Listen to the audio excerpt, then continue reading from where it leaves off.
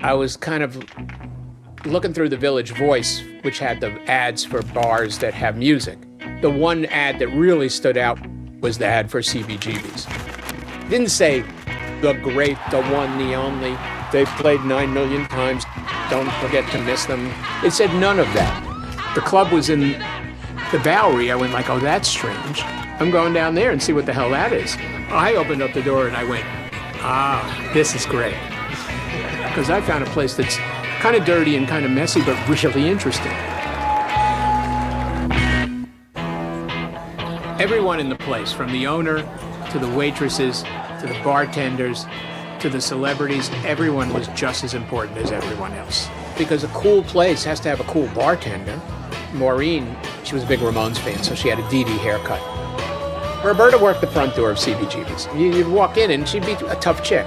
She said people used to call asking if she could just hold the phone up so they could hear the band playing. Knowing Roberta, she probably didn't. The dog for sure was Hilly's dog. It wasn't like I was searching out to take a picture of the dog, but I was walking down the steps to the bathroom and there was the dog taking a dump. I mean, that's why my friends didn't want to go. It was a room full of people that would be considered freakish everywhere else in New York and the world. But in this one place, they were stars.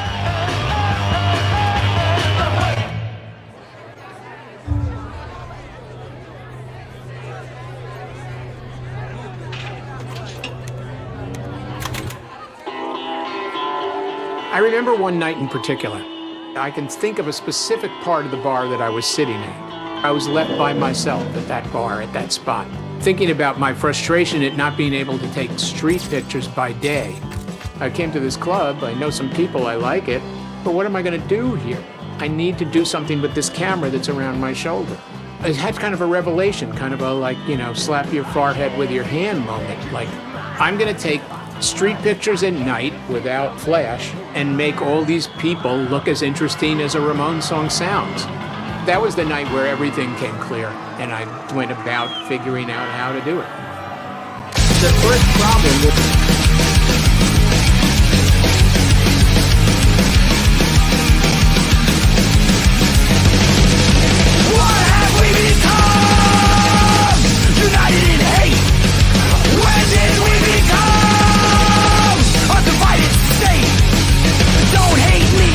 I'm not like you, don't hate me, it's just a point of view. When did we become divided by hate? What have we done? Divided state, don't hate me because I'm not like you. Oh, hell yeah. Word to your moms, I came to drop bombs. This is the New York Hardcore Chronicles Live Sunday shout out day. I hope everybody's well. Good to see the gang out there. I'm excited about today's show. I got a good feeling about today's show, and I hope you do too. There you go. What's going on? I see. Hey, what's up, Gina? Yes, definitely looking forward to this one. It's going to be great. Yeah. What's happening in London, man? Go ahead, London. All right. Debo the Pro. Great show last night, man. Fun time. New York Hardcore Comics represented hard last night up in the jewel of Westchester, Ardsley, New York. It was a very well attended show. I felt like I was playing like Magoo's Pizza Parlor. It was good. Yeah. What's up, Sean? Yeah. Yeah. We hardcore in the 914. It was like I'm up there singing and there's like 5-6 giant video screens playing sports and, it was interesting night. Yeah, Debo, it was cool. Love you guys, man. It was awesome. All right. I'm glad you guys liked it out there. It was a little, yes, it was bright. It was bright up there. Yeah, it was. But hey, if it was easy, everybody would be doing it, right? If it was easy, everybody would be doing it, right? That's right. That's right. Now I'm thinking about Magoo's Pizza. Where are you, in the depths of hell? I'm in hell. Yes. It's Sunday. So now I'm at a friend's house because we're having our annual Christmas gathering. So I'm in his office right now. Friend's house? I have friends. You have no friends. Who are your friends? You're my friend. Are you my friend? Will you be my friend? Hey, speaking of hell, do you know, this was pointed out to me by my female unit. Do you know who turns 100 today? 100 years old. Who is Jesus. 100 years old today? Hmm. And think about the connection with my To hell. girlfriend. And think about my girlfriend, right? Ready? Wow. Yep. Look at that. Vampira turns 100 today. Mela Nurmi is 100. That's her real name, huh? Yeah, Wow. Mela Nurmi is 100 today. Yep. Wow. That's crazy. Yeah. Yeah, Mick Mars. Good one. Close. He turned 100 years ago. Yeah. Yeah, Man. everybody loves her. It's the original Vampira. Yeah. Do you know? Does anyone out there know where she is buried? Anybody? Glenn Hello, Danzig's hello. backyard. And I'll give you a hint because it ties in with today's show. Dee Dee Ramone is buried very close to her. And wow. is John. And you know what? I just realized, Johnny Ramone is in the same. Johnny Ramone is in the same cemetery. He's got that big statue and everything too. Yeah. Herb Rouser, My Life Goal. Yeah. Yes, she's buried in a graveyard. But what graveyard? Now everyone's looking it up. That's in California, right? Where? A graveyard? Yeah. Is it because I know Johnny Ramone has that statue and everything? That's right. That's right. She's buried in Hollywood forever. There's a shot. Oh wow. Yeah. Okay. And the only gravestone that has more kisses on it is Dee Dee Ramone. If you see Dee Dee Ramone's tombstone, it's like 1,000 kisses on it. Oh God. Yeah. Yep. Of course, that's a cool stone though. Listen, this is like hold on, here's a shot of my one and only. This is where the goth girls do their pilgrimage, That's right.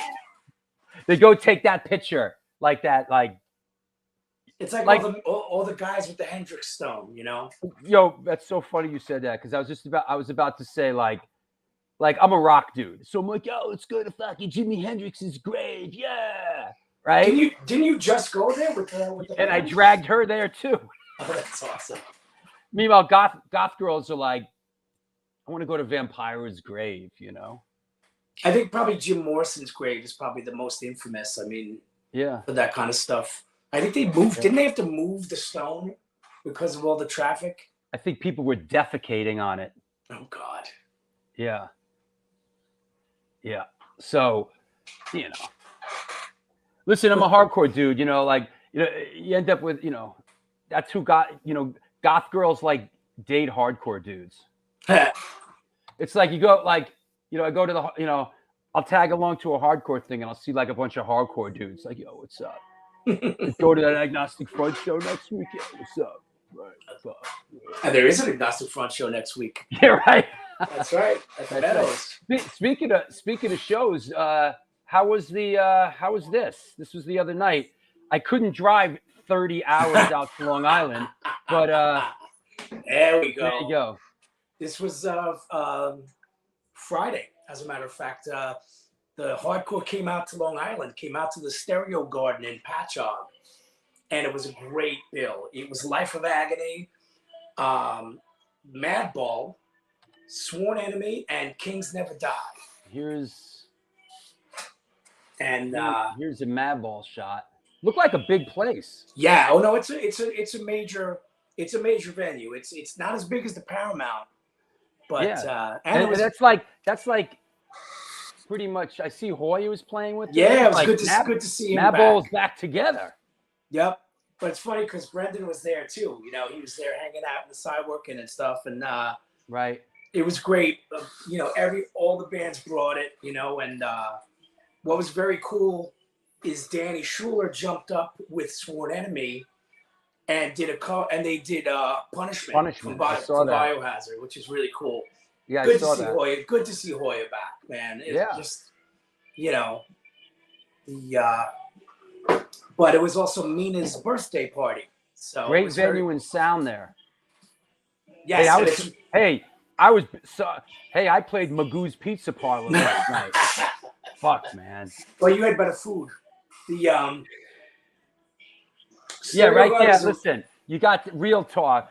Real talk. That shit is far as fuck on the island. Yo, I wazed it. I'm like, oh, this is cool. You know, like, hey, you want to go to this?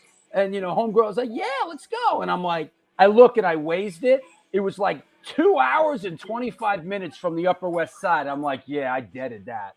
Oh yeah, no, it's far from me, and I live on Comac. It's like, you know, you're going way out there. But random cool. question. Sorry, Barry, all ages or not? Bro, let me tell you something. Any show that I do with the Barry is all ages and it's free. All right? All ages, all rages. You'll die in LIE traffic. Seriously, man. That's right. I'll die on. All right, here's one. I'll die on LIE traffic just like. I know who it was. Anybody.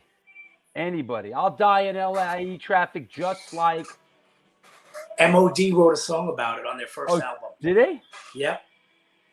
The That's song right. is called. I'll die up in that motherfucker like Harry Chapin. Yep. They wrote a song called "Ode to Harry" on the first MOD record. Really? Yeah. Died on the LIE. Yep. He went out on the LIE, yo. I think he was driving a Volkswagen too. Yes, a Volkswagen Rabbit. Yeah, there you go. There's Sworn Enemy. There you go. And of course, Sworn Enemy, speaking of the Bowery Electric, is playing the Holiday Slamboree a week from today. This is going to be awesome. This is going to be such a good show. So, you know, it's free. Jeff Cummings must have. Jeff Cummings? He must have some. I wonder if that guy puts his neck on ice at home because his head doesn't stop the whole show. It's just a booth of like silver hair flying. Well, the cat's in the cradle and the silver spoon. Little boy. Yo, fuck that. Ooh. I don't want to speak. Yo. Do you remember what band had a hit with a cover of that song? Yeah, that was wasn't that fucking the dude that sang for Life of Agony? That was Ugly Kid Joe. Yeah, and Whitfield Crane did he stepped Yo, I'm not trying to shit on Harry Chapin because he's dead, but well, the cat's in the cradle and the silver. Wow. What's the other one? He reminds me of Cat Stevens. Well, yeah, Cat Stevens, I think. What did Cat Stevens do? What was Cat Stevens? Wild World. Oh, baby, it's a wild world. You're not big on singer-songwriters, huh? Nah. And fuck Billy Joel, too, while we're at it.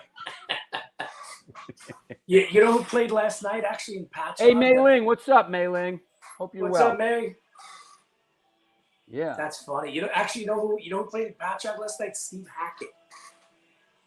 I'd go see Steve Hackett play. Yeah, he played. I heard he was great. Steve Hackett's I'd go see Steve. Yo, Rat Bones, don't be soft, man. Come on now. Oh, it gets sadder when you get older. Knock it off, bro. Fucking Rat Bones. I hear Rat Bones is talking about like stepping out from the spotlight. The farewell tour. You know, spotlight's not for everyone.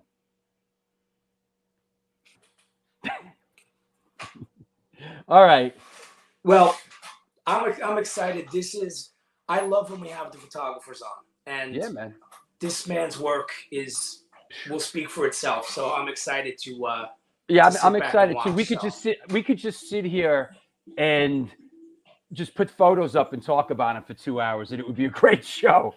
That intro was amazing. Is that a full movie? Yeah, it's a short film that some young filmmakers That was made. really cool. Fantastic. Yeah, man. So All right, well, hang around. I'll be up. Yep. I'll talk to you later. You got it. All right, bye. Well, there you have it. This is the New York Hardcore Chronicles Live. We are sponsored by New York Hardcore Comics, The Organic Grill, the Texas Silver Rush, Generation Records, 126 Hardcore Clothing, Grunge and Grime Soap Company, and DTFM Vinyl Distro. That said, let's bring our guest on. Let's make sure everybody's okay in the chat room. It's snowing. It's not snowing here in Manhattan, buddy boy. Yo, dog, never talk shit about Harry Chapin and Billy Joel. You're a Grateful Dead fan. Sit down. There might be something to that. RS. Okay, here we go. Let's put your shoes and socks on, kids. Here we go. Today's guest is a world-renowned photographer hailing from the Empire State of New York. In the mid-1970s, he was a young street photographer looking for interesting subjects when he found his way to CBGB and discovered an underground world filled with a magnetic cast of characters. With a front row seat to music history in the making, he captured some of the earliest photographs of legendary bands like the Ramones, Blondie, Television, Dead Boys, the Talking Heads, and many, many more. Please welcome, coming at us from St. Mark's Place in the Lower East Side of New York City, Mr. David Godlis. Hey, man. Hey. How are you? I'm doing great. I love that intro you did. Not my intro, the stuff you did before me. I learned stuff. I didn't know about Harry Chapin dying on the LIE. I had no idea that one. Yeah, man. I'm already this much smarter. Listen. And yeah. Here it's not snowing here either. Yeah. From what I can see. Does it ever snow on St. Mark's Place? Does it ever snow on St. That's the name of my new book. Yeah. You're right. Yeah, that's great. Yeah. Let's while we're here, I can't resist, but you've been down on St. Mark's Place for quite some time, right? Quite some time. Yeah. Decades. Yeah. Last century. And is it true that you, excuse me? End of the century. In the 70s, right? 70s, yeah. Was the Electric Circus open across the street? No, but the bars for the awning, the bars that held up the awning were still out there. Yeah. Hadn't taken those down yet. Yeah, and they had NA meetings in there for many years. Yeah, it was called the All Craft Center. Yeah, that's right. There was there was the the NA meetings, and then there was all kinds of shenanigans going on in there of some sort. Somebody I knew who worked for the city who had to go in there was like, there's all kinds of stuff going on in that place you don't know about. Yeah, that building has a rich history, by the way. If you look it up, that was like some mobster was rubbed out right in front of it, and it was like a political. I forgot who it was, Roosevelt or somebody made a speech in there. It was like. There's a lot of stuff going on St. Mark's Place. There's some Alexander Hamilton stuff. There's that, there's just a lot of stuff going back to a lot of different eras. And oh, here Rapone says they sold crack out of the card room. Yeah, right. I wouldn't doubt it. And is it true you live in Abby Hoffman's old apartment? I live in one of Abby Hoffman's old apartments in this building that I live in. He lived in the basement for a long time. Uh-huh. But then I think when he had a kid, he moved up to this apartment. Wow. And I didn't know that when I moved in. It's not like they advertised it, like this is Lenny. This is Abby Hoffman's apartment, but we were on going on rent strike, right, in the early 80s, and so we had a tenant meeting and in my apartment, and one of the tenants came in and said, that I lived in that apartment, but I bet you don't know that Abby Hoffman lived in that apartment. Wow. And he had lived in between, somewhere. So he showed me. He said, yeah, Abby Hoffman lived here. And I still have in the ceiling in the kitchen, there's plaster in the ceiling where you see this square. And the guy who had lived there before me said, that's where they took out the wiretaps. Wow. So I've kept it like that. So, you know, it doesn't like the ceiling doesn't get changed. It's like a historical part of the ceiling. I know you didn't take this photograph, but I had it in my archive, and this sort of is a testament. This is St. Mark's. That's right in front of my building. Right. My building's Right. right to the right there. Don't tell anybody, but it's right there. A quick funny story about this photograph. You know, my dad grew up in an orphanage on Houston Street called the Israel Orphanage Asylum, and years later he met someone that he was in there with. They're down in Florida right now. They're pals. They're like brothers. And I was doing this walking tour of New York for a while. I was hosting it, and this is one of the pictures I showed. And my dad's friend Alan told me a story that he used to have this haircutting place on St. Mark's, right? And he told me, yeah, I had this haircutting place, but really in the 60s, you know, it was a front, you know, we sold grass out of there, you know? And I showed him this picture. I said, is this the place? You know? And he said, that's it. He goes, that's it. He goes, our big claim to fame is we sold the people that did Woodstock the rolling paper for Woodstock. that was their big claim. A lot to of rolling fame. paper.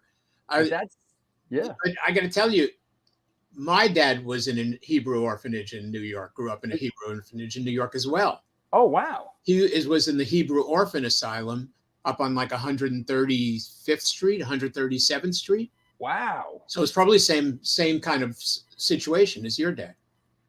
That makes us we're practically practically paisans. Yeah, incredible. So, in fact, I got to tell you, my mother married two guys from the same orphanage. Wow. She married my dad, and then when my dad died in 1978, and then a few years later, she didn't meet. A friend of my dad's. She married that guy. Wow. Two guys from the same Jewish orphanage. Yeah, well, my dad was down there in Florida, and he was at a table with some people, and he was introduced to a couple of couples, and he got talking to this guy, and where you from? New York, and Turns out they narrowed it down. They were both in that same orphanage on Houston Street at the same time, and now they're like brothers now. You know? Yeah. I know. My dad used to go to meetings later, like with all the people that he went to that was in the orphanage with.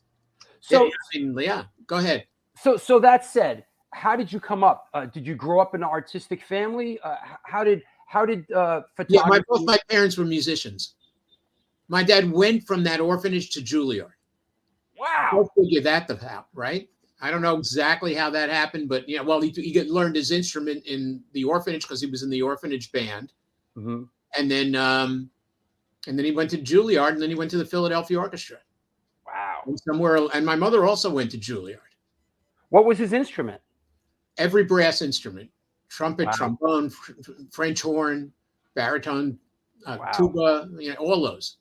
He played them all, and he was in the Philadelphia Orchestra from Juilliard. Then he was in he did like a lot of TV shows playing music, and then and radio, then TV, and then Broadway. So I grew up with music around me all the time. Yeah, that's awesome. Which is why when I went down to CBGB's, and I told people at first, like, you got to hear this, and they go like, oh, that's shitty music. What are you listening to? That's terrible. I go like my parents went to Juilliard. Okay, I have ears. Right. Sounds good to me. Maybe you ought to check your ears. Yeah. Right? Yeah. And no doubt. Makes sense. And you went to college. You went to BU, right? I went to BU. Yeah. I was like sort of an aimless student at BU, thinking I might be a writer. And then in 1970, I picked up a camera, and bingo, I was like, hey, people like my pictures. Hey, I like doing this. And I sort of knew I was heading in that direction. Did BU have that? What was it? I remember because I went to Emerson for a little bit. Square? Emerson was just right there in Kenmore Square. Yeah, basically in the Back Bay at the time. But I remember my friends that went to BU. It was called CBS, College of Basic Studies. Uh-huh. Yeah, I had a really good friend I had several really good friends in the College of Basic Studies, which was basically like the really smart kids that like fucked up. Yeah, and CBS. It was, could have been somebody.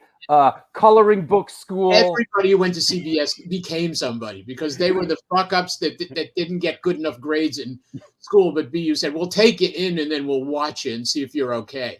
Did Howard Stern went to BU? Yeah, he went to School of Public Communications. My wife, who my girlfriend became my wife, who she went to BU, but I didn't know her back then. But she was in school with him.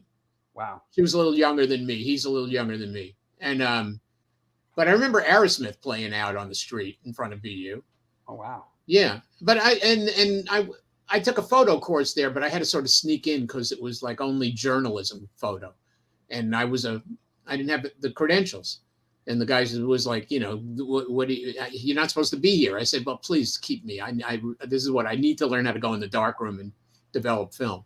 And he kept. So you had an early passion for photography and developing. Yeah, once I started to pick up a camera, I like anybody, like a musician with a guitar. I knew I love this. It's like this is my kind of my gadget that I'm going to work with, and it was like new technology to be able to make pictures.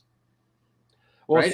it certainly was technology back then. You have to go in the dark room. You have to mix the chemicals. It comes out of the tray. It comes out of nothing. I mean, basically, you're aiming at the world, and you're bringing back something from nothing.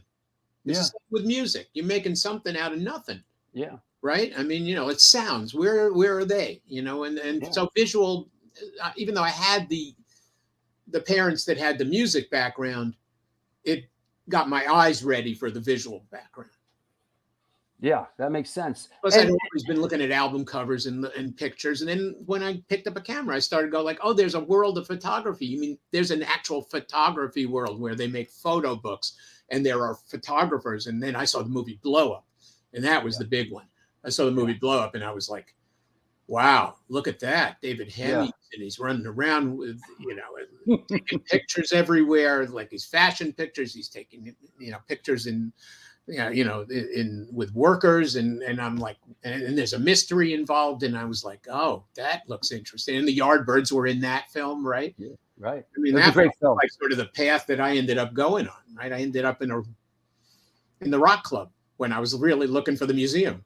I know that when you were a student at BU, you went down to South Beach, Miami, and you shot 60 rolls of film in 10 days.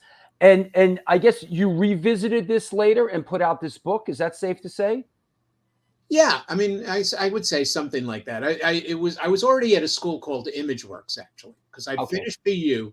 And then I got to go to a real photo school, but I couldn't get into a real photo school. So I went to this place called ImageWorks. One of my fellow students there was Nan Golden. She was there.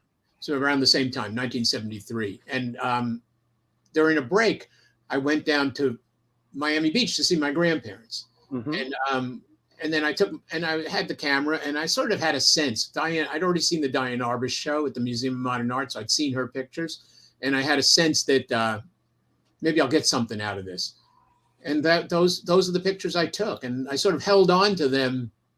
I mean, I did stuff with them. I showed them at the school. I got a review in the Boston Globe about the show. But I didn't know what to really do with the pictures until later. Sure. And then, when I did a street book 2 years ago. And press. Godlis Streets. And when we were doing that, I said, I got to put some of the Miami pictures in. And the publisher said, no, you can't put them in. We're doing Godlis Miami next. I said, oh, that's interesting. Sure. Okay. We'll save them for that book. So this is the Godlis Streets book. Yeah. I was posting those pictures on Instagram when I was kind of in a bad mood. One at the beginning of maybe it was 19. It was before the COVID. And, and I was posting those on Instagram, and I realized, oh, I'd been doing street photography in the 70s and 80s, but there wasn't an audience for it. Mhm. You know, for me, there were already guys that were older than me that were trying to get their pictures published, and there was no room for people like me who were in their 20s and early 30s. So, so now when I started to publish them on Instagram in 2019, and people, instead of my punk pictures, people started to like crowd around, and I was like, oh man, there's a whole audience out there. Yeah. And Yeah. I did that for like a few weeks, and then after a few weeks, I got an email from the publisher, Real Art Press, saying, you got to do your street book with us. That's how that happened. Yeah. And people are, I always say, I wish I would have, if I could go back and do it again, I would have shot lifestyle stuff in the 70s, when I was growing up, if I could do, because now, Right. like you said, it's was fascinating now. Guys like yourself and Matt Weber, who was a taxi I love driver. Matt. Yeah, sure. Yeah. I love Matt's work. I'm a big fan of his work, and just shoot lifestyle stuff. And I think that's part of when I did when I did the Boston hardcore film, and when I did a couple of my films, a lot of photographers are out there in that era shooting bands and this that, but very few really shot lifestyle stuff. That actually, it's amazing how many guys would go to shows and just shoot what's on the stage.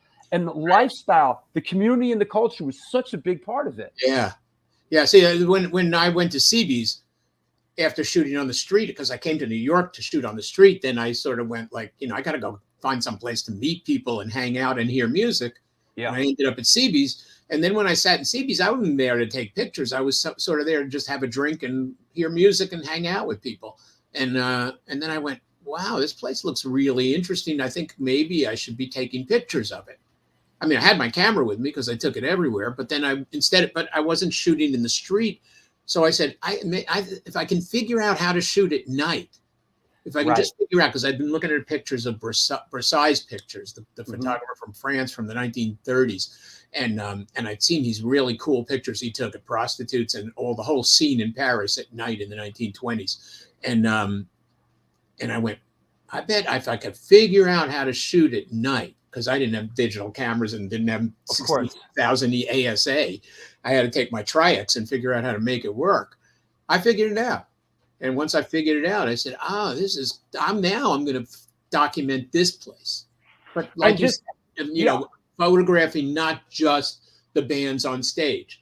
There's the bartenders. There's the people showing up. There's every part of the place. Yeah. And when I photographed Gilly, and people, here's this is the owner of the place. This is one of that's one of the sort of that one's like me standing out on the Bowery look, because I said you got to get a full view of what's going on. Yeah, let's step back. Yeah, and this is. But excuse me for a second. I'm going out to the divider on the Bowery and taking a picture. I'll be back in a few minutes. And this really, you could feel the New York kind of summer night in this photo. You really can. You could just that era. People just Summer of Sam. Yeah, Summer of Sam. Right. Yeah. Jonathan says that looks straight out of Taxi Driver. Absolutely. Absolutely. Car, right. Yeah. Absolutely. When I would walk to CBGB's, and if you bring the picture back a second, hold on. Walk, and one time I came down there and I thought it was raining, and I said it's like when you walk down the street and you think an air conditioner's dripping on you. Yeah. Or it might be maybe starting to rain. It was a guy peeing out of the window, and it was landing on the awning. And whoo, boy, CBGB's Bowery. I got. Let me see. Here's another one. And there's just so many great ones, but here's another great sort of. This is. Oh yeah. I love how in the CBGB's windows there's sort of that what do you call it, that tape, so in case the windows you can't get broken into. Right. Like what the fuck was Hilly? What was that? The old style, against robbery stuff in New York. Yeah, right. It must have worked to some degree. Yeah, I had a good thing on my window that eventually somebody told me was illegal to have. As far as what you're talking about technique, could you sort of glean us on your technique? I mean, I know the problem was underexposure, right? I mean, how did you push the stuff? I mean, over developing, like how did you push this stuff to get the pop? Yeah, it's kind of like a a bit nerdy and a bit mathematical, but like Please. I had this camera. Show you, I left it over here. This camera, this Leica, and yeah, that's it. That's in that short documentary too. But I knew that I could shoot this and hold it steady. The slowest speed I could hold it steady with was 1/4 of a second. Oof. Normally, you're supposed to shoot it like 30th of a second, Sure. maybe 15th of a second. You can get away with 1/4 of a second is like zzz. That's that long. And So you I- have to stay. And you have to stay perfectly Yeah, still. no tripod. I'm not fucking around with a tripod. I'm not walking around with a tripod. I'm not walking around with camera bags. I'm down For there. squares. That's for squares. Yeah, I don't have none of that stuff. I mean, I got this, Right. but I can hold it. I can go, zzz, and you just zen yourself. You just go, or if you had enough drinks, you just hold it. The shot of Patty's at 1/4 of a second. Yeah. And so what happened was, to figure out how to. Do you want me to talk about Patty or I'll try to do both. Yeah, no, I just thought this was a great example. Right. So here's the deal. I can hold the camera steady for 1/4 of a second. Mm-hmm. The best opening of the f-stop, how much light you're letting in, is 5.6. So 1/4 of a second at 5.6 is what I got to shoot at. That's the most light I can let into the camera and still hold it steady and still get a good looking picture. And then how do you develop the film? Yeah. That's how you shoot the film. Now, how do you develop the film? So I developed it in like a thing called the AccuFine. And that told me like that it said first ASA 1600. I got no way. I'm not bullshitting around with ASAs. I got 1/4 of a second, 5.6. I don't know what ASA. I have no light meter. So I developed the film and it was underexposed. Right. And I went, I can't make a good print out of this. Okay. How about if I mix the chemicals? I became a mad scientist. How about if I mix the chemicals a little and it says mix it 1 to 5 with water? Right. Mix it 1 to 4 with water. I see. Try that. I develop it. I look at the negative. I go, no, not good enough yet. How about I mix it 1 to 3 with water? I mixed it 1 to 3. That was the sweet spot.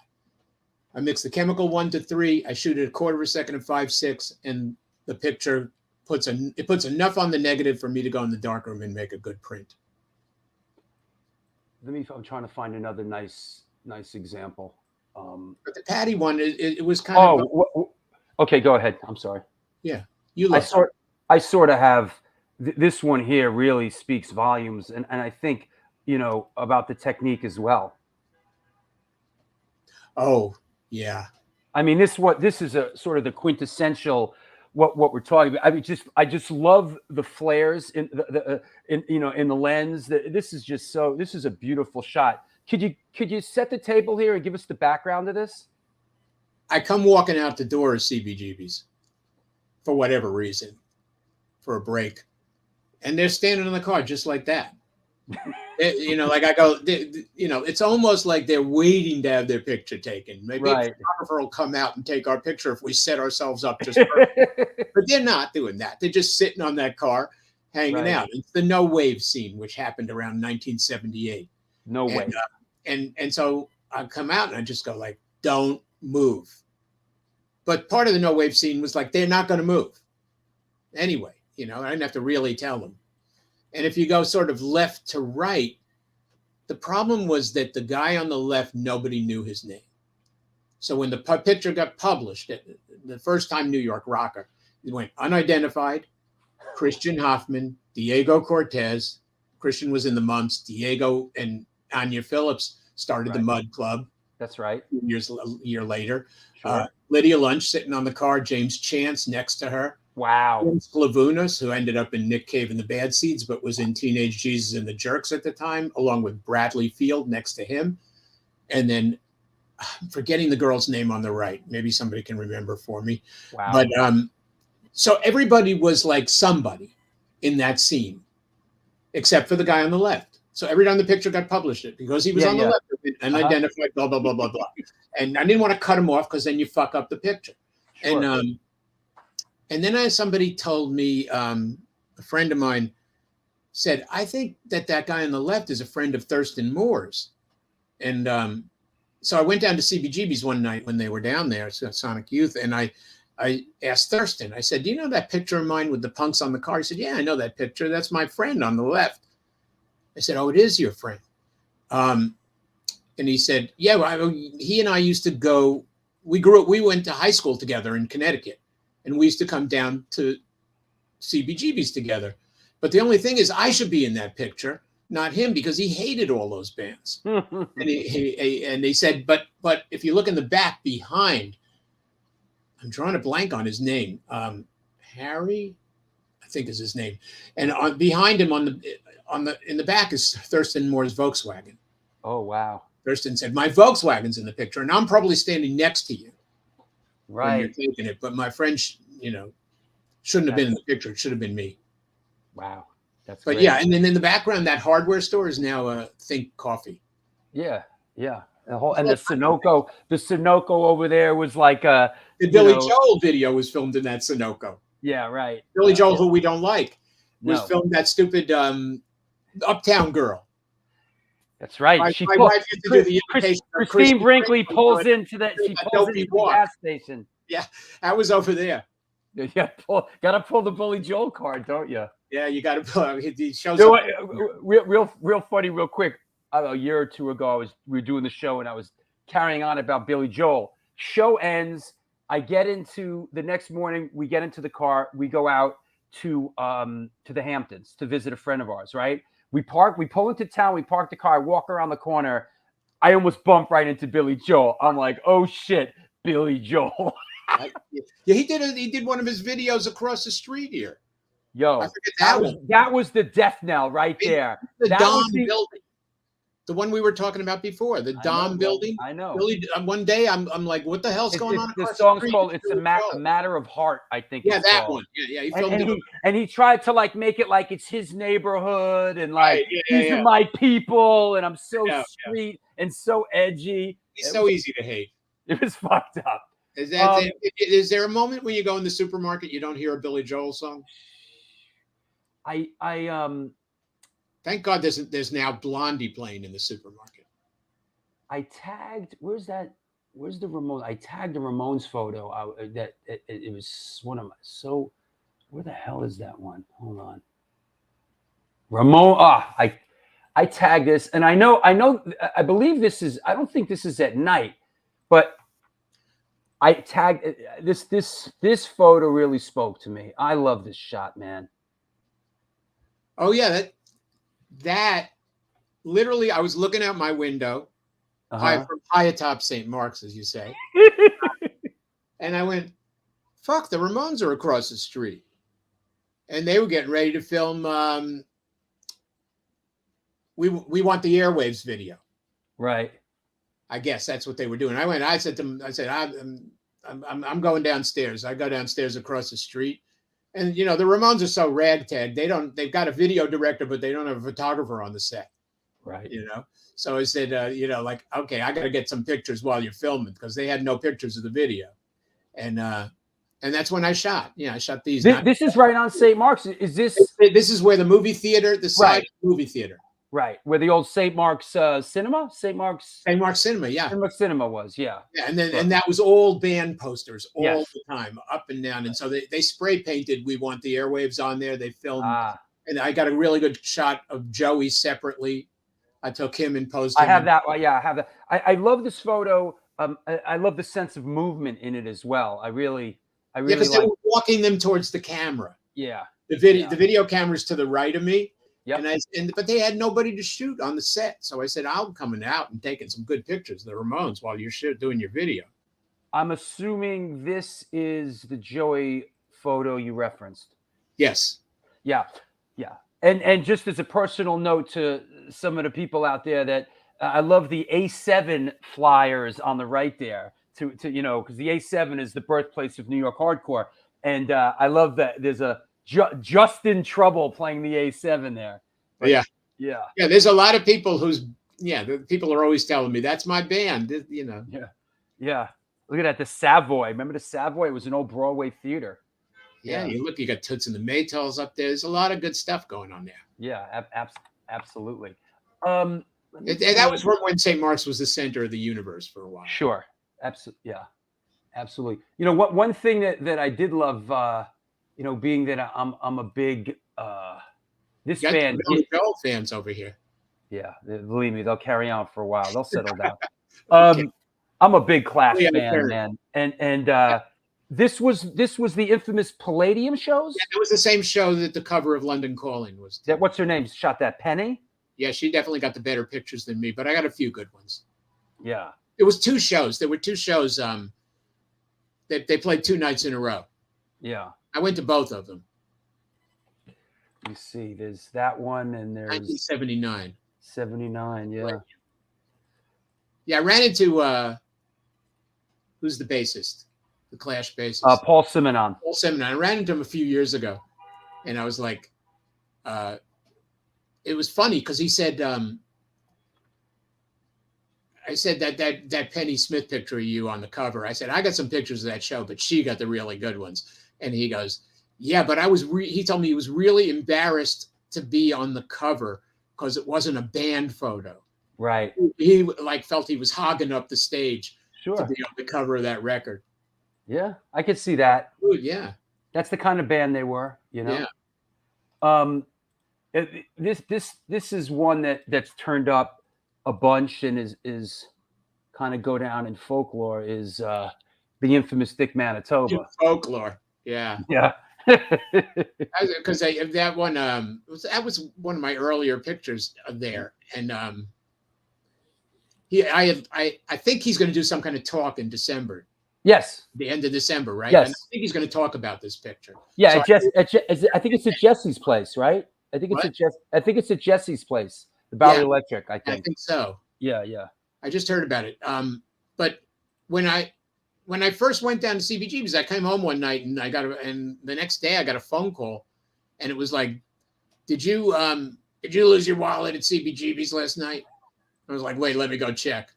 I said, yeah, I did. He goes, I've got it. And I didn't know him. He says, I got it. I'm Manitoba, Dick Manitoba. You come down tonight, I'll give it back to you. I'm going like, wow, look at this place. Look at this club. Lose your wallet, you come down the next night, they give it back to you. I said, let me do something for you. I'll take your picture. I want to take a picture of you. And that's the one we took, him and his girl, Jody. Yeah. And he did, you know, that it just happened by that. We shot like half a roll of film or something. What was your relationship with Hilly Crystal? Just that Hilly was just, you know, the same as everybody in the club. Hilly was, you know, I just felt like I didn't understand it at the time, but that you know, he allowed me to just take pictures. There was no BS. Yeah. Like, you have to do this for me if I let you take pictures in my club, or you have to tell people you took them in this club. You know, like, he just was the master at like accomplishing stuff by doing nothing. You know, he didn't stop me from taking pictures, and therefore, and the same with everybody who shot there. Therefore, there were great pictures at CBGB's. He didn't get in the way. Yeah. And when I went to take this, I said, I've got to get a picture of the owner. Yeah. And there's a guy in this line, Mitch, that's in the middle of this line, who told me, I didn't remember this. He said, you asked me to hold your place in line while you went to take a picture. And I went out, I must have gotten out of line and came back. Wow. And got out of line, took this picture of Hilly. And this is like, very few nights were like this, but it was a Patti Smith night. And I think I was going to ask you, what would constitute having to put, you know, a ramshackle homemade sort of police line there? I think they had to empty the club and then refill with the same people. You had to come out and then pay again to come back in for the next. That didn't happen except that night. Or it may have been something else, that there might have been a third thing happening beside 2 Patti Smith sets. Hold on, looking for, was there a progression from when you first started hanging out? I'm not sure where this exactly falls, but Did you notice a progression from when you first started hanging out as far as like the attendance? It was sort of was it sort of sparse in the beginning and then, it built momentum? I wasn't there when it was really, really sparse because I Okay. wasn't there from the very beginning. I got there Sure. in 76. Yeah. So it was already rolling along and bands were already starting to have record contracts and records were first records were starting to come out. Sure. And but it would be sparse on nights that it wasn't either the Ramones or Blondie or Talking Heads. A little sparser maybe for the Dead Boys, even though that started to pick up. So it wasn't totally sparse, but it also, because the bands played 2 sets a night, and they it alternated in a way that there was an opening band, a closing band, an opening band, and a closing band. So you get there at a certain moment and be there for the closing band would be the opener for the opening band, because you just stick around. It would just And back then, of course, New York, I mean, CBs would go on till 4 in the morning, 4 in the right? morning, yeah. So the people that came from out of the city were gone by 1 or 2 in the morning. Then it was nice and quiet from like 1 to 4 in the morning. So then it would be sparse. Like the picture I have of Talking Heads, that's taken at the very late night set. And that I remember it being I remember turning around going, there's nobody here. Like what, I'm so lucky to be here watching this. Yeah, I'm tracking that down. This is one more Ramones shot, man. This is just... because the Ramones were my favorite band to photograph. And they'd photograph like I said, 2 sets a night. You couldn't stop shooting. This one I found later, when I was going back through my negatives, and Johnny's not playing his usual his usual guitar. Oh, he's playing a Strat. Yeah, and someone told me that he only played this during I think I Want to Be Your Boyfriend. Wow. One of those. There was one song, and he only played it on one song because I couldn't. I said, "What's he doing with that guitar?" Look at the gear for those out there. Look at the gear that the Ramones are playing out of. Johnny's playing out of a double Marshall, a double Marshall stack, and Dee Dee's playing out of a big Ampeg refrigerator with looks like 2 heads. There's a head on the ground. Those guys must have been loud in that room. They were loud, and it was great. I mean, I just remember standing there going like this. There's nothing better than this. Look at where I am, and look at what is in front of me. Yeah. For Hilly, I could go right up front. The stage was so low. I could shoot from underneath Joey's foot. I mean, you could shoot from the side of the stage, and nobody bothered you. Yes, Chris says it must have been deafening. Can you imagine? Great. I can still hear pretty well.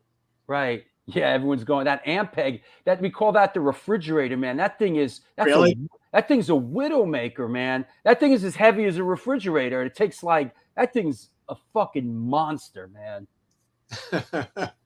But Dee Dee was a big part of that band. But I have another shot. I don't think I gave it to you of just the Ramones, their music, their gear on the ground that I shot on the stage.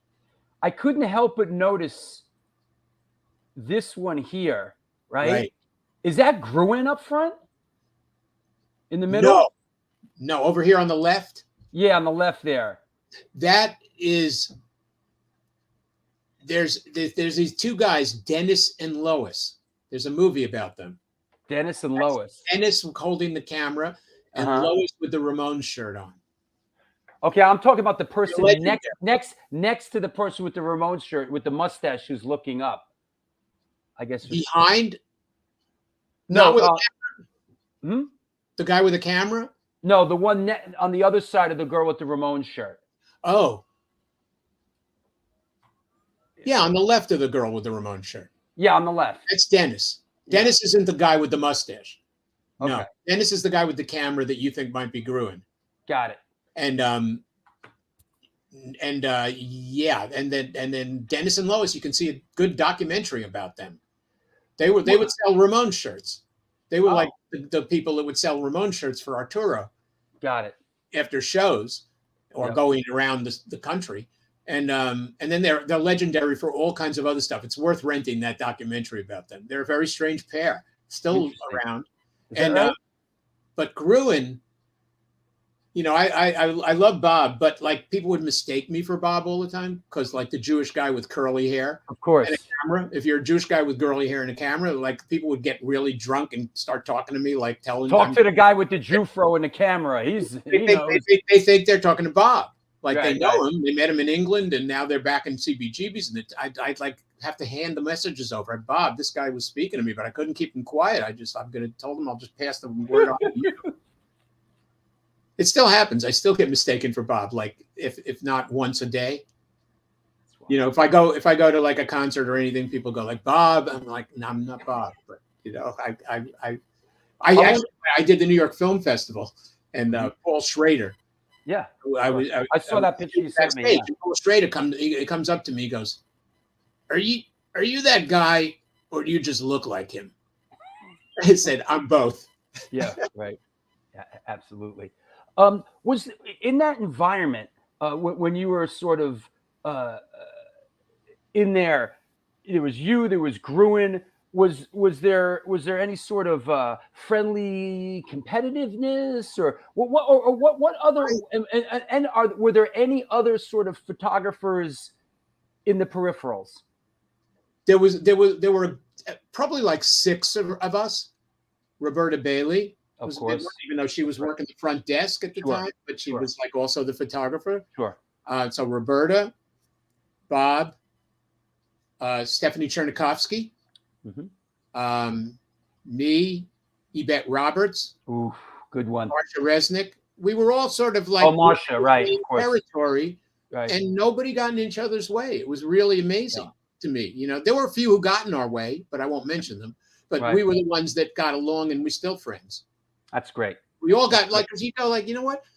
I'll get my picture from over here. Or if you want this spot, come on over, take it for a while, and I'll go over to your spot. Sure. It was pretty much that.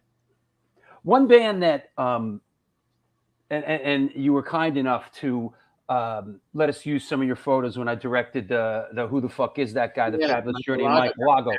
One band that he was thank you. One band that he was tied in with, which I tell you, and was a real learning experience for me. When I did the Alago film, I knew the Dead Boys somewhat, you know, peripherally, but when I did the Alago film, I really did a deep dive and really developed a great appreciation for the Dead Boys. Yeah, you know, I loved Stiv. Stiv was like fabulous, and they were the ones I really knew were Stiv, Jimmy Zero, Cheetah. I didn't know all that well, but they were a fabulous live band. Yeah, in my mind, they were like, you know, they when their record came out, I went, oh, this didn't really capture them because they were so good live.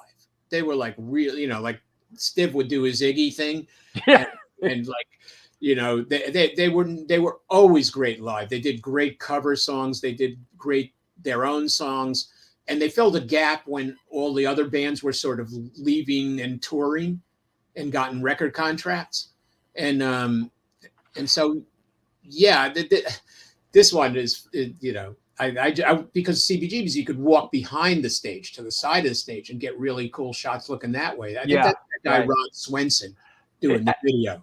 Absolutely, that's Ron Swenson. Cosmetics guy. That's Wendy O. Williams' husband. Yeah, I know this because we licensed some of that footage for the Alago film, and he shot that, dare I say, iconic Dead Boys footage from CBGBs. That incredible stuff where he's eating the bologna, blowing his nose in the bologna and eating it and all that every night. Or he did, like, you know, he'd be bloody when he'd walk off that stage.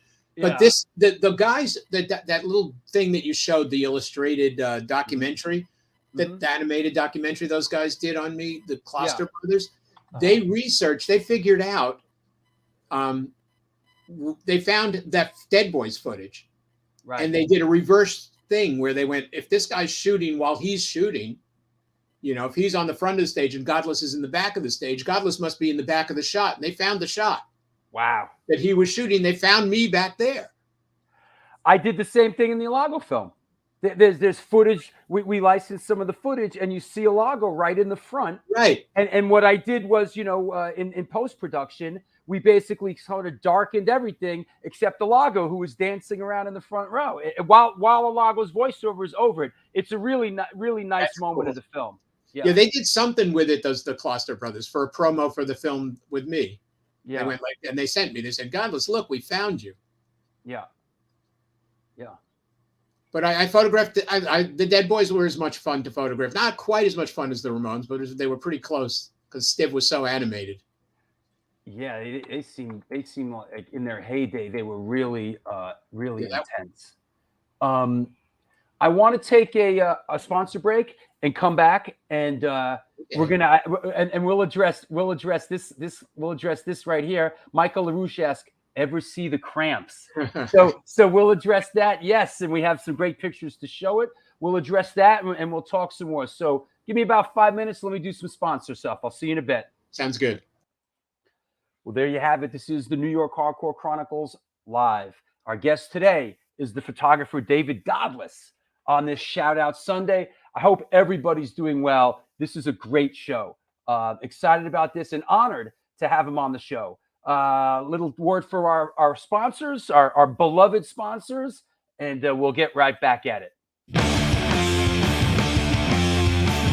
Since 1992, Generation Records has been a mainstay of the New York metropolitan area music scene.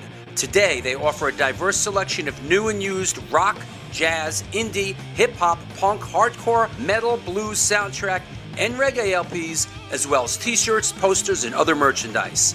They buy used record collections and music memorabilia and will pay you top dollar for them. House calls made for large collections in the tri-state area. Call or email generationrecords@gmail.com and follow them on Facebook and Instagram.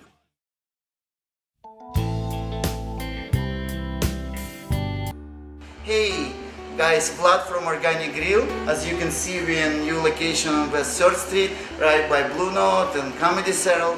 The place is bigger, kitchen is bigger, we have more varieties, more food. We are looking forward to treat you guys with great dishes.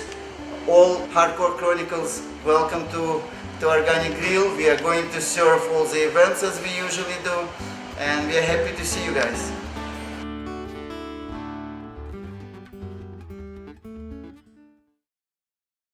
Peace, what it do? Welcome to NYHC Comics at 117 Main Street, Dobbs, Surrey, New York. I'm Debo the Pro with my homie Lee Farley. Welcome to the spot.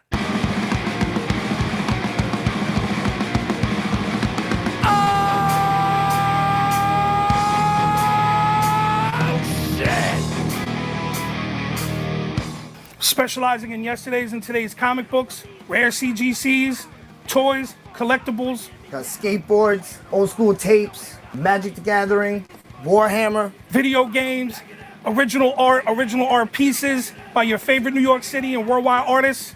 Let's go. Skate decks all day, baby. We also have the young reader section here for like 10 and under. The Pops. People love the Pops. Star Wars! We are New York Hardcore. We always rep the scene. Let's get it on.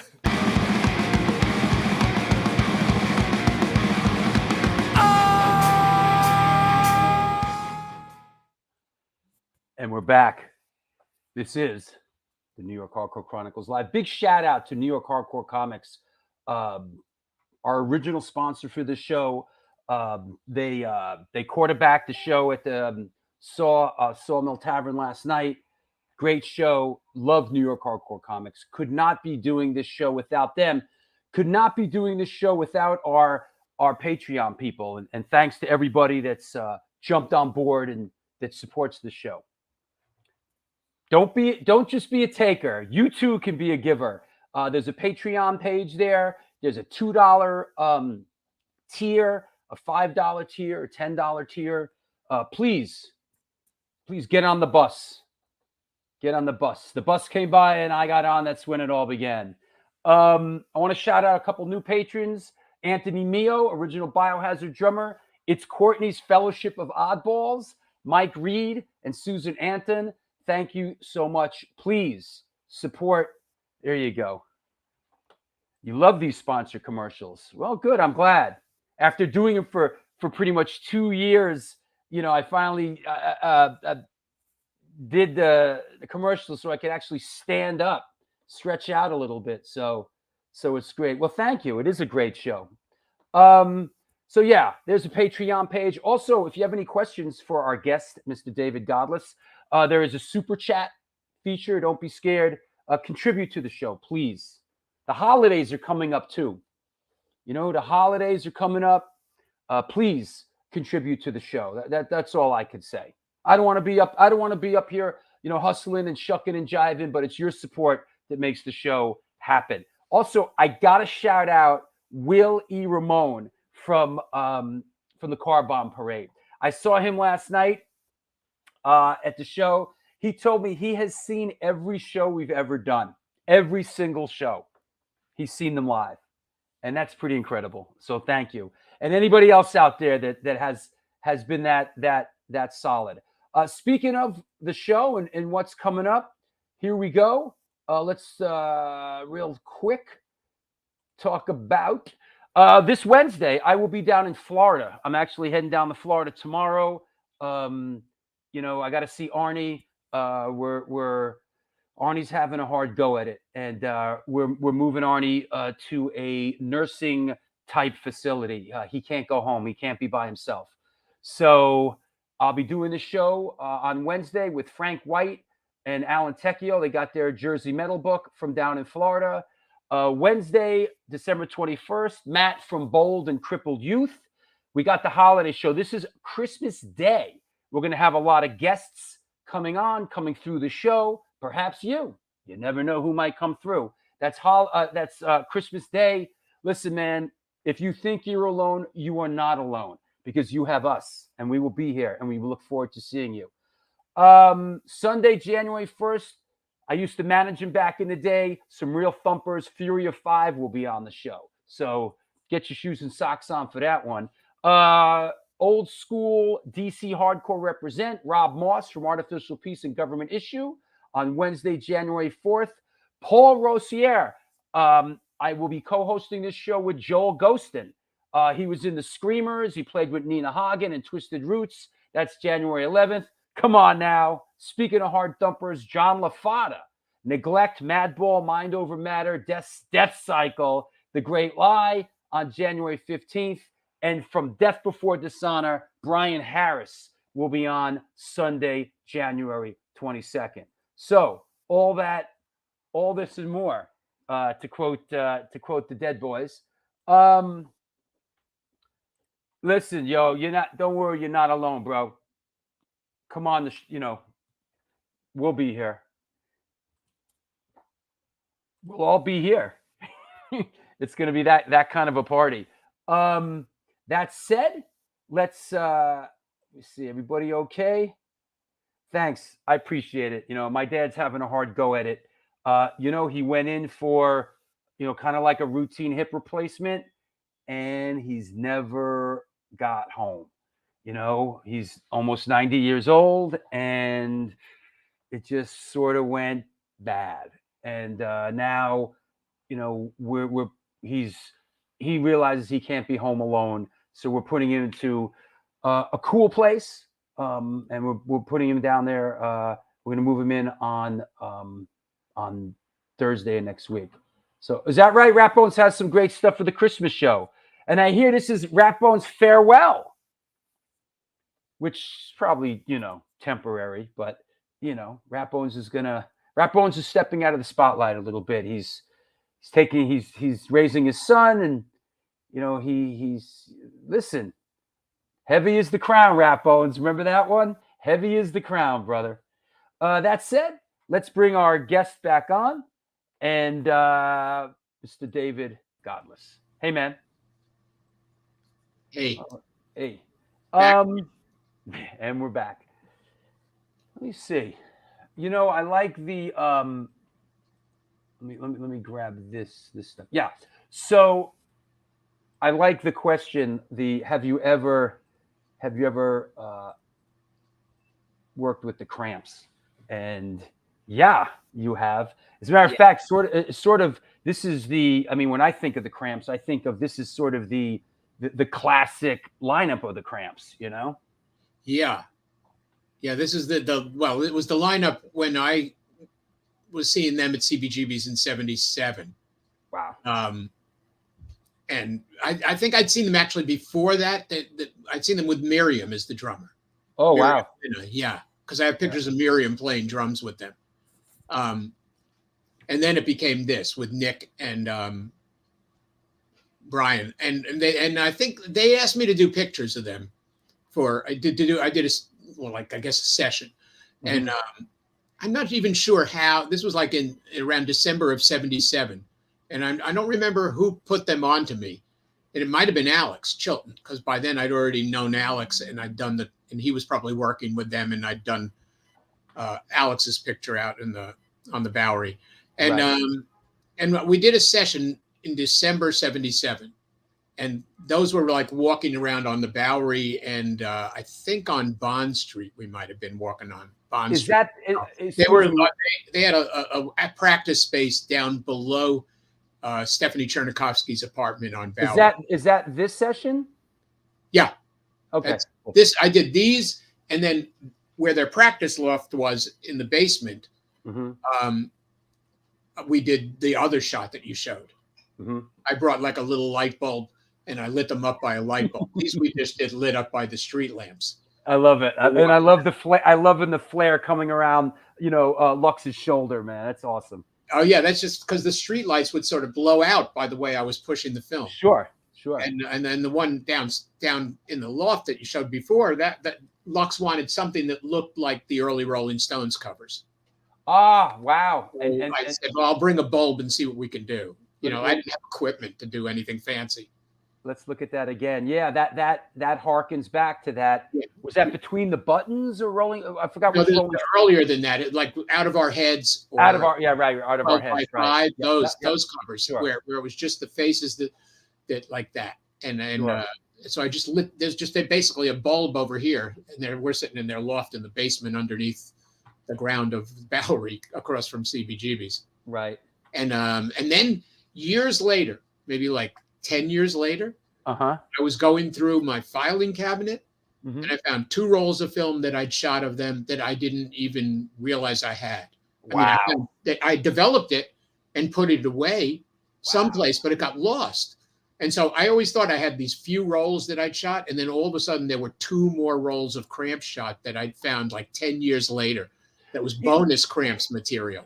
I mean, I got to kind of figure as somewhat of as an archaeologist that I would assume that this sort of thing happens every now and then, where you kind of you revisit a contact sheet or something, and you go, what was I thinking? Like, how was this a throwaway? Always, because your brain changes 10 years later, and you go, right. I didn't see that. Right. But I can tell you that when I did that Cramps shoot, and then they came by to my apartment to see me, right? To see the pictures, not see me, see the pictures. I was like, that was probably the craziest I'd been. I was like, as like getting next to no sleep. I had a day job that I was working as a photographer's assistant, and I was staying out all night at CBGB's till 4 a.m. And I was like pushing both ends of the candle. And they caught me right around that time.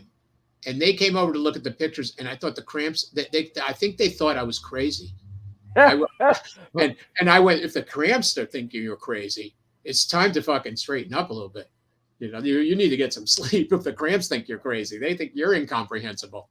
I got a good one real quick. We were, and I told this story on the show before, but we were in Hollywood. I was with Biohazard. They were recording State of the World Address at A&M Studio, which was, I guess, Charlie Chaplin's old studio on La Brea. So you're in the studio, and the only time you go shopping is at night. And they have Ralph's supermarket on Sunset. So we're in Ralph's at like 2 a.m. And they call it Rock and Roll Ralph's because so we're in there. I'm pushing the cart. I turn the corner, and right in the next aisle, Lux Interior and Poison Ivy in full regalia pushing a shopping cart. Now I was like, yeah, this is. Hollywood. Welcome to That's great. Hollywood. That's Yeah. great. Like he's wearing high heels, and I was like, yeah, of course, Hollywood, of course. You just have your camera with you. You always have to have your camera with you. Right. Yeah. Even if you're going shopping at 2 a.m. Exactly. You leave it home, you're going to run to Lux and Ivy in the supermarket and look at it like that, and you'll have a story instead of a picture. You know, and it's interesting you should say that. Always carry it. I wanted to touch on that because I know there's a lot of photographers watching today, like our friend Rich Zoller, Stephen Messina was on early, and another guy that is in my neighborhood here, and we've mentioned before, is Matt Weber. But I guess for a photographer like yourself or any of these guys, any advice other than you got to carry your camera, right? Well, that's one thing. Yeah. But luckily now, it was more before because now everybody's got a phone. Sure. Leave your phone. It's like leaving. You don't want to miss your house keys. I had a sign up on my door, phone, camera. Don't forget these things before you walk out the door. But like camera was essential. But advice is like, if you think you should take a picture, take it. Worry about later whether you think you were right in taking it. Because frankly, if you see something that you think you should take a picture of, don't bypass it. Right. Take it and go on. Yeah. That's why it's so hard for couples, the other half of the couple, to be with the person who's the photographer, because you're constantly going, wait a minute, I'll meet you in a second. Right. I got to get this. Because if you and I think Walker Evans said, don't walk around with a girlfriend, because you'll never get a picture. Because like that, go alone. Because you're always thinking, I'm going to offend this person if I stop and take a picture. But you got to force yourself to stop and take it. Otherwise, it doesn't get taken. I can dig it. That makes sense. Write down. If you have a thought, you didn't write it down, it goes right back into ether, and somebody else takes that thought. Yeah, good advice. And also, could you give us a little take on? I mean, obviously, in that era, we're looking at these photos, 70s, 80s. I'm assuming that a lot more had to go into sort of the composition and thought. It wasn't like today where you and you're just spraying. You really had to compose stuff, and shooting film and developing film costs money and took time. Well, that's the thing. If it costs money, it forces you to think about about what you're shooting, and and it's like spending, you can't spend all if your mom gives you like a few bucks to go out with, you can't spend it all. You got to figure out what you want and what you need and prioritize. And doing that was much, I think that was a great thing about doing just photography on film back then. It made me think like that. And the digital makes you feel like everything's free. Yeah. And you go it's on. I think it was Elvis Costello used to say that they don't give the records out to the critics. They won't like it unless they pay for it.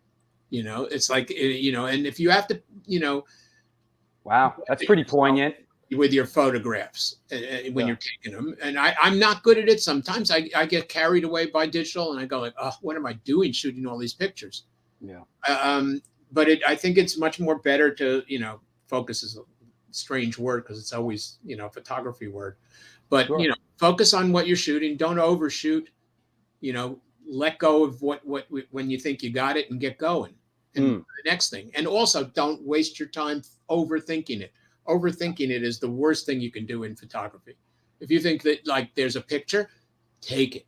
Don't agonize over whether it should be from this angle or that angle or that angle. The first angle you think of is usually the right one because that's what got you the thought in the first place. It was you see it and you go hey, that's great. I should take a picture of that. Then you go, where should I stand? I wonder if I should don't do any of that. That looks like a photo. Take it. If you want to adjust what you took, do it do it later. Take the first picture, the first thought. That's good. That's my feeling. I mean, that's what I learned. Even when I look at pictures, the first one of the three is always the better one. That Patti Smith picture, I took 2. Some of my best pictures, I took 2 or 3 shots only. Here's an interesting, you were kind of going into a war zone back then. Chris Spike, yes. Did anyone try to rob his camera back in the day? Yes, because cameras were things people robbed. That's right. When people back in the 70s, that's right. It was worth money, and it was easy to carry. And if you could get somebody's camera, you didn't have to carry around a refrigerator sized thing to get your money back. I did get robbed of my cameras when I was living in Boston. 3 times I was robbed. Oh, The third time by gunpoint. oh, Not to make it a dramatic story because it was an inside job, but it was at gunpoint. So that by the time I left Boston in 1975, I was like, I've had it with being robbed. I'm moving someplace safe like New York. That's what it really, because Boston's a tough town if you hit the underside of it. If you hit the people, not the people that are going to college, but the people that are looking to rip off the people that are going to college. There's plenty of them in Boston. Yeah. You look, and there's a constant sort of cottage industry of victims, of VICs, because every year is a new freshman class. Right. And they found me, by 75, I had sort of hit that point, and I came to New York, and I went like, I am not getting robbed in New York. Yeah. I've now figured out like all the reasons I got robbed, like location of your apartment, where the window's facing. How do you make sure that you don't have a window that somebody can get in? Yeah. How, when you're walking on the street, how do you keep aware of stuff? And so I got to New York, and I didn't really have a problem, but I'd finally gotten back my camera. I'd rebought a camera when I came down to New York, and I was walking through that tunnel that runs between 34th and Penn Station, on Herald Square and Penn Station. Mm-hmm. It was like a shortcut tunnel. And I don't know what I was thinking, because I wasn't thinking. And I was halfway through, and some guy was like, give me your money. And he was walking behind me, and I could see the end of the tunnel. And I just went, I am not losing my camera one more time. I finally got my fucking camera back. And I just kept walking, and nobody shot me. Nothing happened. And I got lucky. After that, I was even more aware. And after that, no, I never got robbed. I did get punched for taking a picture. Oh. Of somebody out on the street. Just a regular person in the street, sort of like. Because I shot pictures during the day, people in the street. Sure. And a guy that I took a picture of came walking over, and I thought he was going to say something to me. He came right over and bam, punched me. And I went sort of spinning around near the Flatiron Building, and then he came back and was like, like, you can't take my picture. You didn't ask for. And I said, I can take. By then I was aware. I kept my distance, and I didn't get into a fight. But he wanted to call the police over, and he did. And they gave him a sort of tarring out because he kept going, you took my picture, so I punched him. And the police are like, whoa. He said, he took my picture without asking, and I punched him. And the police are like, no, you're not allowed to do that. Doesn't work like that, buddy. He can put charges on you. And like, he's going to be nice, but you got to apologize to him. Speaking of fellow photographers who I'm a fan of, Chris. I love his work, man. His work is great. Yeah. Chris went to SVA. Right. And he's as good a photographer as I don't know if he's as good a photographer as he is a musician, because I think he's a really great photographer, and I can't judge his musicianship except for the fact because I don't know enough. Right. But he takes great pictures, and he posts great stuff on Instagram, and he has great out. And he's also a really nice guy.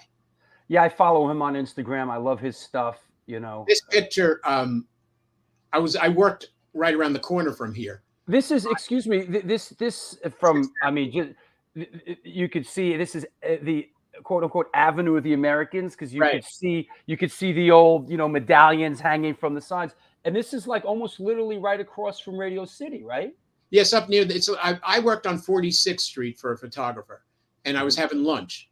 I was sitting out on 6th Avenue having my lunch, and up came Chris and Debbie came walking up the street, and I put my lunch down and ran over to the center of the street and did a street picture of them walking towards me. And that's what this picture is. Were you friends with them at this point? Not really. No. In fact, later, like only a few years ago, I was doing a talk with Chris, and I told that story, and he went, "Oh, that's where you got that picture," because they lived near there. So they must have been walking home to their apartment at that time. And he couldn't remember back that I did a photo session. And it wasn't a photo session. I was eating my lunch. I put my lunch down. I took a picture, and I went back to my lunch. I'd seen them at CBGBs, but I didn't really know them that well. No. Sure, sure. But Chris, I've always admired his work. I mean, I first saw it in Punk magazine. I used to, I'm a generation under you, but in that era, I was a young teenager, and I used to see them out and about a lot. Him and Debbie, I'd see them in the street, in restaurants. They were New Yorkers. They're New Yorkers. Sure. They were really. I'd see them in a diner. I'd see them all over the place. Yeah. Yeah. They were the coolest couple for sure. Yeah. On stage and off. They still are, sort of. Yeah. Yeah. They're work buddies now. Let me see what else I have that could. This one I loved. We were talking about the Rolling Stones before, and this one sort of caught my eye. I was like, "Whoa, all right, Jim Carroll and the Prince of Darkness, man, what's up?" 1980. Let me guess. This wasn't at Trax, was it? Yes, it was. Yeah. I'd never been to that place. I was there. Yeah. Were you there that night? I was there. They were singing People Who Died. Yeah, I was there. Keith came up to sing People Who Died. I think it was a record release party or something. Yep. But I was on the subway one morning, on the way to work or something. And a guy gave me a flyer to come to Trax. Yep. A pass of some sort. And I didn't realize it was Jim Carroll who gave it to me. Oh, wow. I went down that night. I went, oh, that's Jim Carroll, right? That's the guy I saw on the subway this morning. Sure. And I went down, and of course, like, the buzz was Keith was in the house, and it was a very small club, easy to shoot, and I loved that song, People Who Died, and it just was like I ended up getting a nice shot of them. It's beautiful. Trax was a place that we used to come down with our crew at 15 years old with a fake ID. And I live in the neighborhood. What block is it on? It's on 72nd off Columbus. No, yeah, 72nd. The entrance was on 72nd. You go downstairs, and we used to go there. Wow, they'd let us in there. We were like 15 years old, and they would let us in too, right? What's that? CBs would let you in too at that age. Yeah. And remember Haraz? Yeah, I do remember Haraz. I went up there a bunch. I'm looking for oh yeah, here's another one. I love this one, complete with the Jack Daniels bottle.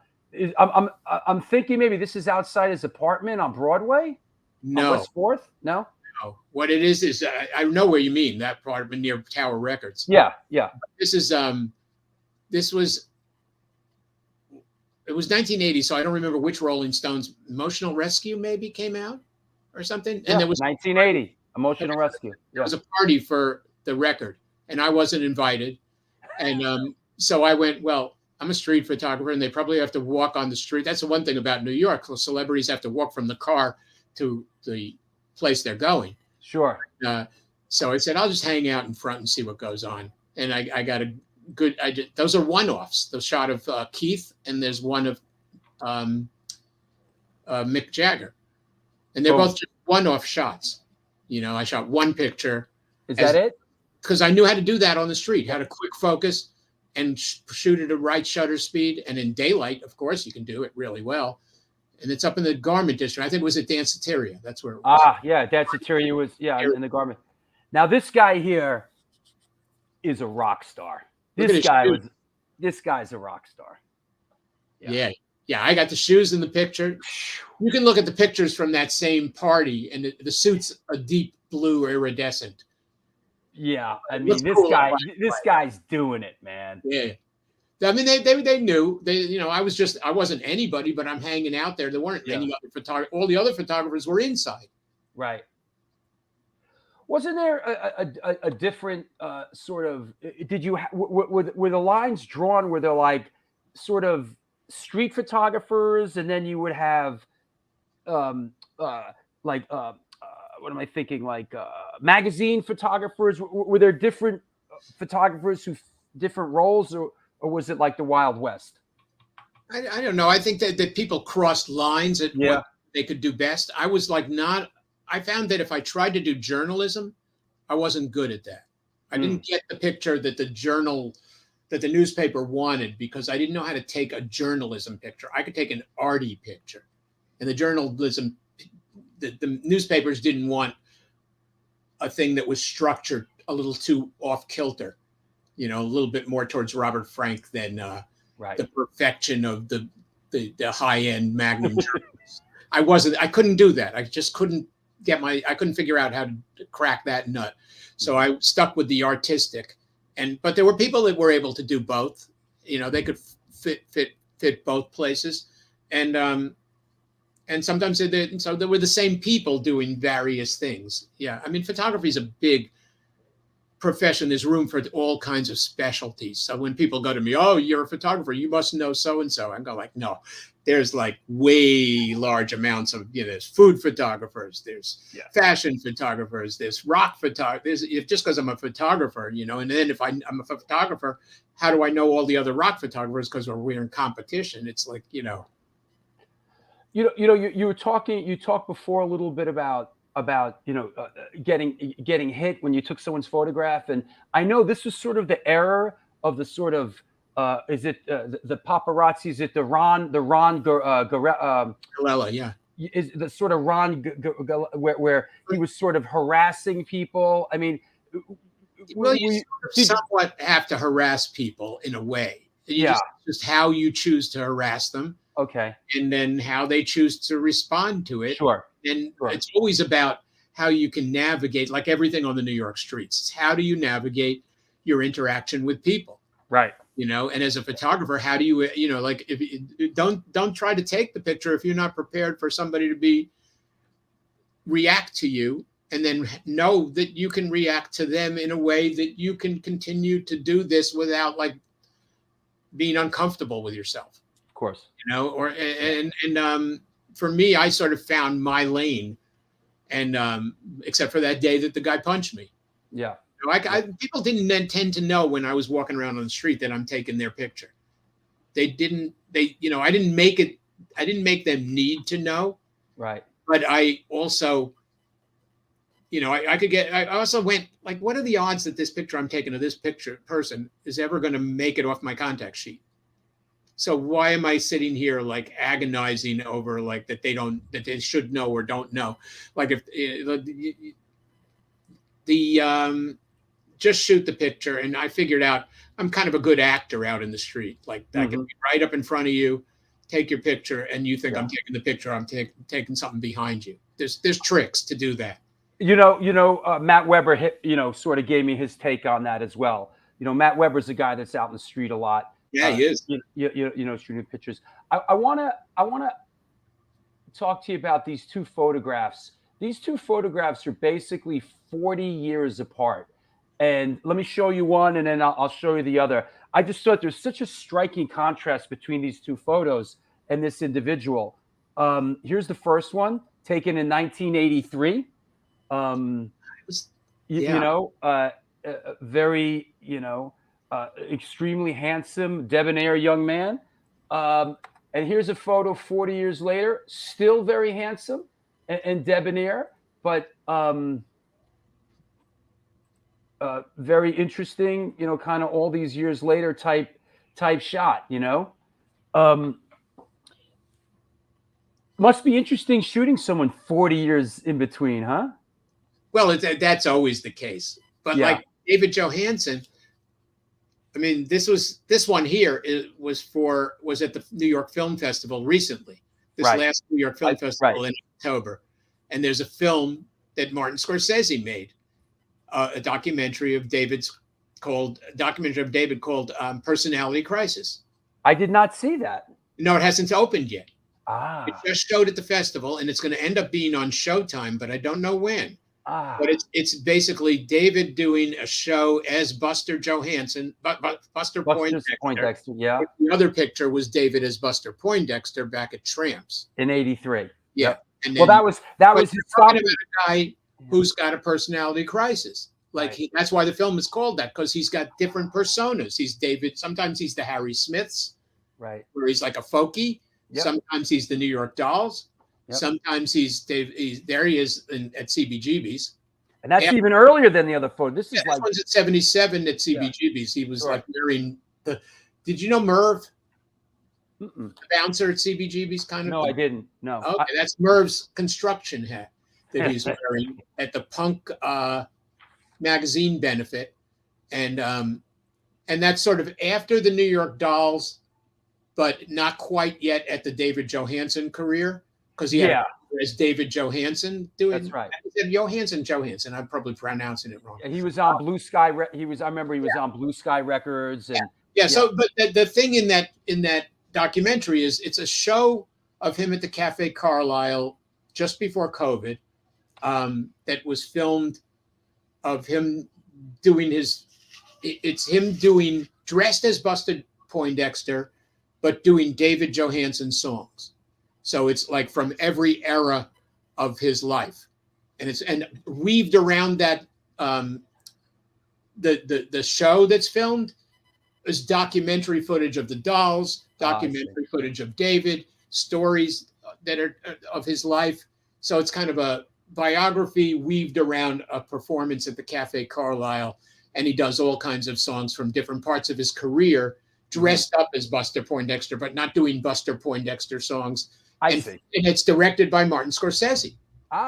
So the cool. picture I have of him and Martin Scorsese, it was the same night. They it was Scorsese, and Scorsese used a lot of Bob Gruen's footage for the documentary. So because Gruen shot all that doll stuff. He shot video of the Dolls at the Mercer Arts Center. And when Scorsese was introduced, like I shot Scorsese backstage, and then he went out on stage and introduced the film, and then he shouted out to Bob Gruen. He said, "I got to thank this guy Bob Gruen for all this footage." And like I saw Bob later that night, and I said, Scorsese, he said, "I know." He was when Scorsese says your name and you're sitting in a auditorium at the Alice Tully Hall at Lincoln Center, and this is like Scorsese just before he went out, but he did that David Johansen documentary. It's great. It's good. Really I'm looking forward to it. To watch. It's just like because there's so many good songs. I forget how many good songs David Johansen had.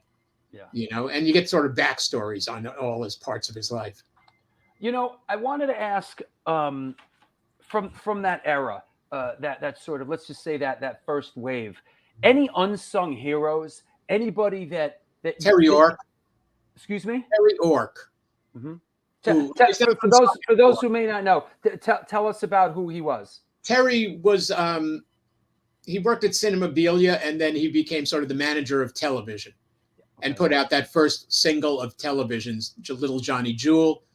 But he also was the one who convinced Hilly when Richard Lloyd and Tom Verlaine went down and saw Hilly hanging the CBGB awning, and they asked, "What kind of bands do you want here?" And they said, and Hilly said, "Country bluegrass blues," and Richard was like, we can do that." And then and Hilly's wife heard the music and was like, "This is not what we want." And like Terry was their manager and kind of navigated that situation and said, "Look, we'll play like 4 Sunday nights, I think it was, in a row, and we'll take the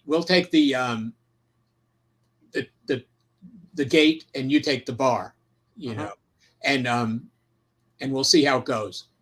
And after 4 weekends, 4 Sunday nights, that was the end. It was going to be rock and roll at CBGB's. It wasn't going to be country bluegrass blues, because the television brought a lot of people in.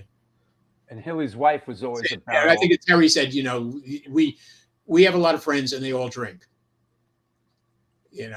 And so really, in retrospect, it was Terry and quarterbacking for television. They were really the first unit into CBGB's. They were the first successful. I think there were people that sort of played before, but not really. But the television is, if you're looking at the beginning of like where it really started to happen on a regular basis, because then, television, Tom knew Patty, and Patty came down, and then television and Patty, and, there was a whole progression, but Terry is the one who's sort of unsung because he died, I think in the 90s.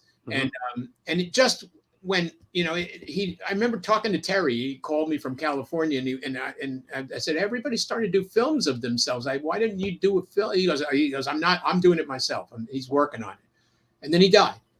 So it never happened. But Numero, the record company out of Chicago, they did a whole box set of Terry, of the Ork records, all the Ork records that came out. The Feelies, the television. It's just a really great box set. But I think Terry's still sort of unsung. Makes sense. Yeah. And go ahead. I don't know. I'm trying to think of other people, but you go ahead. Ray, our big friend and supporter, Ray Hogan. Would Alex Chilton be considered unsung? I don't think so. I think he's pretty much as Big Star.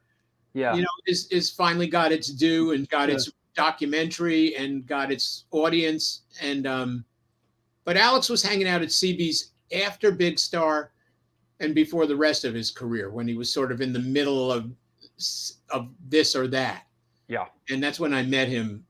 And I think at that point he was somewhat unsung, because at that point Big Star was only, they were going to be the next big thing, and then it didn't happen. And they put out those records and only a few people knew about them. And then Alex he'd already been in the box tops, he'd already been at the top. Yep. And then he was hanging out at CB's.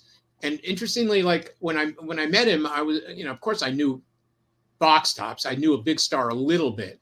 But Alex was friends with William Eggleston, who's the first photographer who had color pictures in the Museum of Modern Art, and had just had a show in 1977. And I met Alex, and I was like, because he was from the same, they were both from, was it Memphis? Mm-hmm. Yeah. And Alex knew William Eggleston was like a family friend. Wow. From growing up. And so I was like, William Eggleston? And we talk photography all the time, me and Alex, because he was really knowledgeable about that.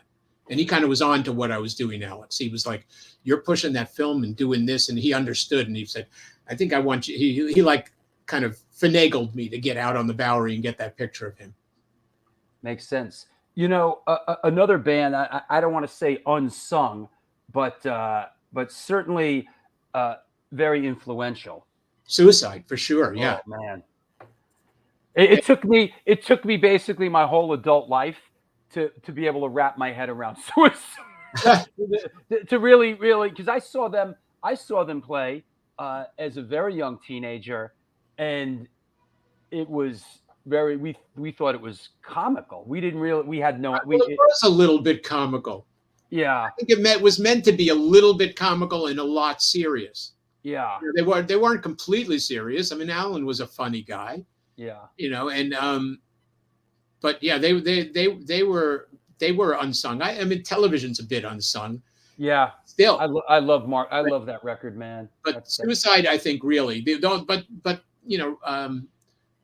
Rick Ocasek was on to them. Yeah. He was good friends with them, so they weren't completely unsung. Right. They had the Cars, who were like as backers a bit.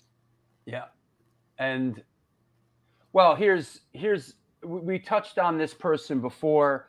He was very close with Michael Alago, and that's Arturo Vega, who really, in a lot of ways, is sort of looked upon as like the fifth Ramon, right? Also a bit unsung.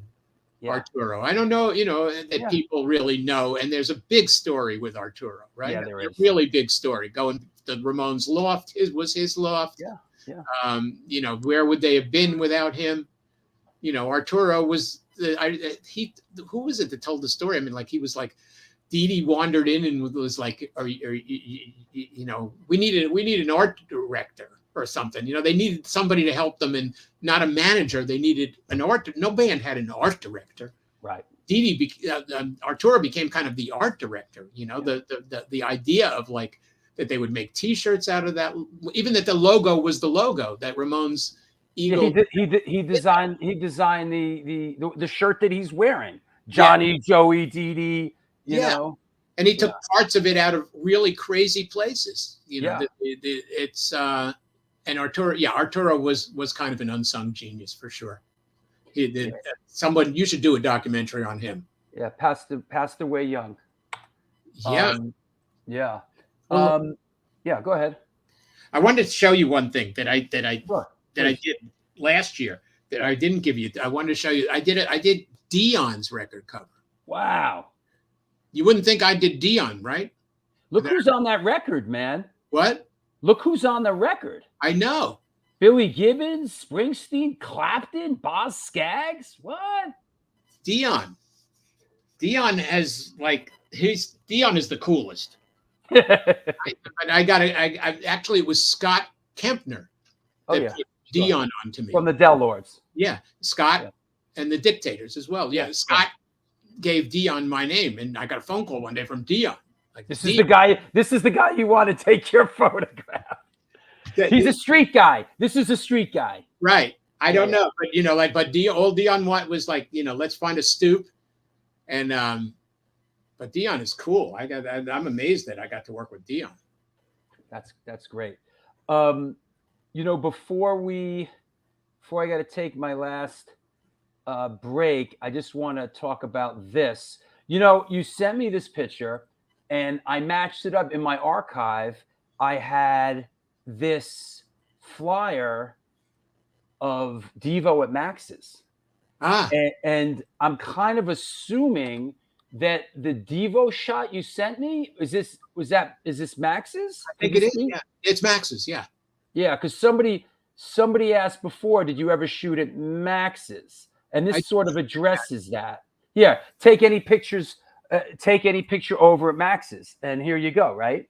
This was probably the best picture I took at Max's, but I seem to always get in trouble at Max's. In trouble at CBGB's, but Max's I always got into trouble.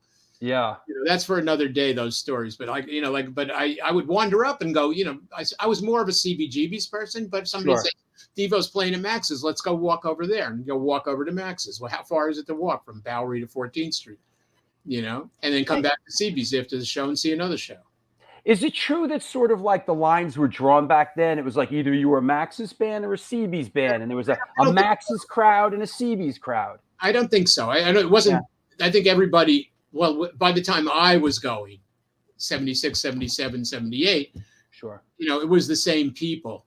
I just think some people knew more of the owners at Max's, or bands preferred to play. They were getting their gigs at Max's. For me, it wasn't.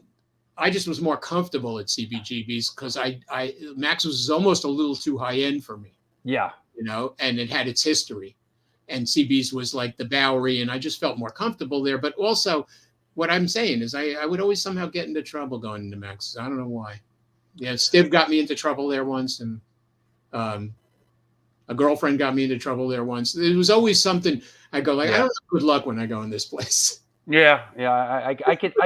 I'm glad to go here, but I seem to always, if I'm going to spend my evening in one place and visit the other, I'm going to spend my evening at CB's and visit Max's, not spend my evening at Max's and visit CB's. Yeah, Devo is a band that gets a lot of love on the show. It's part of the reason is, and you can relate, being that you went to college in Boston. We always joke that back when I was in Boston, what kind of a town Boston was back then. When I first fell in with sort of the early SSD Control skinhead crowd. We shaved our heads and we'd be walking around, and there was no reference point for this stuff at that point. And, somebody would drive by in a car and go, fucking Devo. And we'd be like, Devo? Devo? Like walking through Kenmore Square, like the game would come out or something. It's fucking Devo. And we'd be like, Devo. That's exactly, yeah. Boston was a little confused. Yeah, a little confused, like when I went back to Boston, even my friends that I knew when I was in photography school, I went back with my pictures of CB's, and they're like, "What are you doing? You're a street photographer. What are you doing taking pictures of music?" I said, "Well, wait, it's not really music. It's a scene, and it is music." And we play 45 of the Ramones. I played 45, and they go like, "Oh my God, you're not just taking pictures of music. You're taking pictures of bad music." Yeah. They thought I lost my head, and I was like, "You people, like wait 2 years later, you'll figure it out." Boston's always a little bit behind. They think they're ahead of New York, but they're a little behind. I got a wife from Boston, so I know I got a whole family from up there. Boston was a great place to go to I college. love Boston. I mean, I loved it, man. my best friends from there, and I definitely. But it's a strange town. Yeah. Some of the street pictures in that street book are from Boston. Yeah. And And when I first took them in Boston, I went like, I don't know why these don't look good. And I went like, oh, they're not New York, they're Boston. But now when I look back at them, I go like, oh, they look really cool because they're so Boston.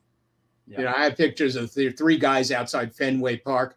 They look like, they look like mobsters, but they're like, I'm going like, Boston had its own unique, special kind of person. Boston was a very tough place in the 70s and 80s. It was a rough and tumble. It was a college town, but it had an underlying current of I don't want to say violence, but it was a tough place. It was a tough town. There's what's the movie the Departed. The Departed. That's a good one. Oh, The Departed. Yeah. Yeah. There's underground shit going on in Boston. Yeah. Hey, I'm going to take a last sponsor break, a couple of minutes, and we'll come back and we'll take some questions from around the world. All right? Yeah. We're getting far here. I told you, it goes fast. Man. It goes fast. I'll see you in a couple. All right, there you have it. This is the New York Hardcore Chronicles Live. Our guest today is photographer David Godlis, and we are sponsored by New York Hardcore Comics, The Organic Grill, Generation Records, 126 Hardcore Clothing, Grunge and Grime Soap Company, DTFM Vinyl Distro, and come on now, the Texas Silver Rush. They're a jewelry design firm and boutique store located in the birthplace of the Texas country music scene in Fredericksburg, Texas. Yeehaw. They specialize in working with musicians in all music genres to design and create unique one-off pieces, as well as to style them for stage, album covers, promo photos, and social media exposure.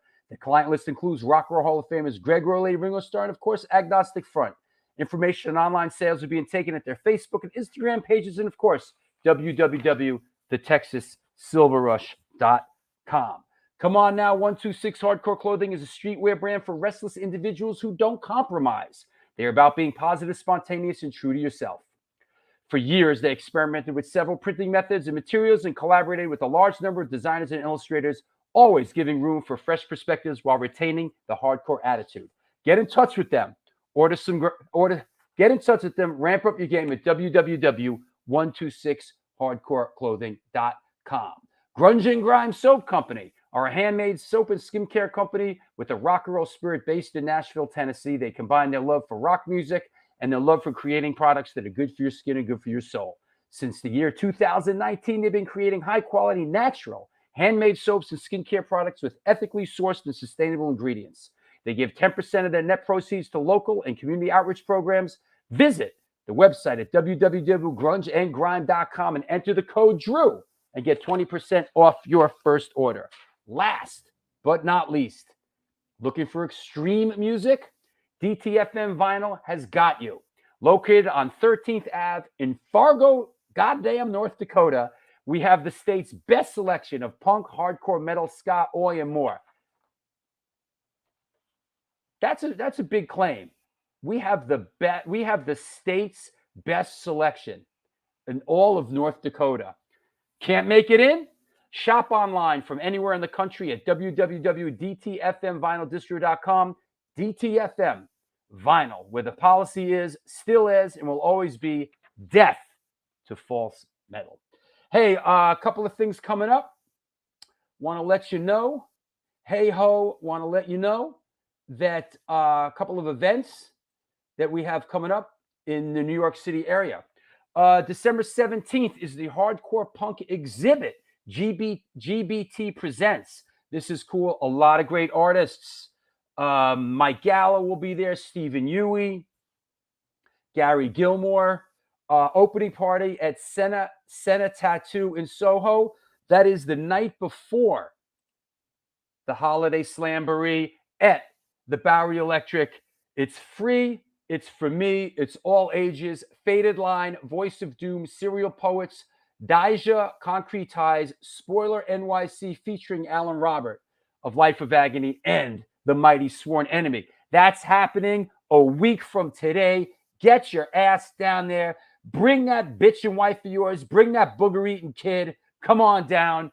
This is going to be great. Come on, listen. We're playing Incendiary Device. It's going to jump off tonight. It jumped off last night. We're playing with Gogo Bordello at the Brooklyn Bowl on Thursday, December 29th. Just added the Hardcore Highwaymen, Walter Schreifels, Jesse Malin, and Eugene Hutz. So this is going to be a blast. I think there's tickets still on sale. The Hardcore Highwaymen are playing their debut show. So come on, clank your chains and count your change. That is Thursday, December 29th. The Shutdown Show at the Bowery Electric free is Sunday, December 12th. And we just announced this. This is a ways off, Sunday, April 30th at the Bowery Electric, free all ages. Go is playing their first show in 12 years. Crazy Eddie Downlow, Crippled Earn, and Chum Huffer is on the bill as well. That's Go's first show in 12 years. So all that's going down. Everybody okay? Everybody, did something happen to Wadi? Something happened to Wadi? Wadi collapsed last night in Bogota? Is that right? Again? Yo, Wadi's hard. Wadi has heart attacks on stage. Wadi goes down. Wadi will be back. Wadi's the hardest, man. Forget it. Hey, listen. People said Johnny Thunders was going to be around forever too, Good show. I'm 4 minutes deep. Where you been? That said, any questions? Please post them up. It is that time. Any questions for our guest, Mr. David Godlis, photographer? Post up. Let's go deep. Let's have some fun. David Godlis. Hey, man. Let's start with this one. Have you taken any street pictures in other countries? And if so, what's your favorite country to shoot? Well, this country is my favorite country to shoot. I have taken pictures in other countries. I haven't been to that many other countries, but I have some good ones in Italy. I've got some good ones in France. I actually have a few from Israel. But my best pictures are America. I seem to be that kind of guy. I haven't put this cover up, but what is this book? Is this book the hold on, the collection of sort of that CBGB's era? Yes. Okay. That's the first book I did. I did a Kickstarter for that one, which went kind of viral.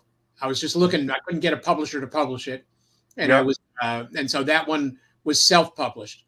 We printed up 2,500 copies and we sold them all. Wow. And so it's now out of print, and maybe this next year I'll have it reprinted, or the publishing company I've been working with may have it reprinted. So yeah, that's in the because it's a really cool book. Jim Jarmusch did the intro. Yes. And it's this all the pictures, the best pictures of CBs that I did. And I have a 1978 Jim Jarmusch photo that you took. Yeah. And this has the one, the only Klaus Nomi in it, right? Me and Christopher Parker in the middle. Wow. And Jim Jarmusch. And that, like, at that time, 78, Jim was hanging at CB's, and Christopher Parker was the subject of his first movie, the one before Stranger Than Paradise, Permanent Vacation. Chris was kind of a character around New York City at the time, and Jim weaved him into the film, and Klaus was just starting out. They're incredibly so young and vibrant here. Yeah, it's just one of those moments, and I'm not even sure how Klaus ended up in the picture. I mean, I knew Klaus in there, and maybe we were just all standing outside talking. Probably, right? But Jim I knew already because a friend of mine was going to film school with him. So Jim I knew from someplace else besides CBGB's and also from CBGB's. And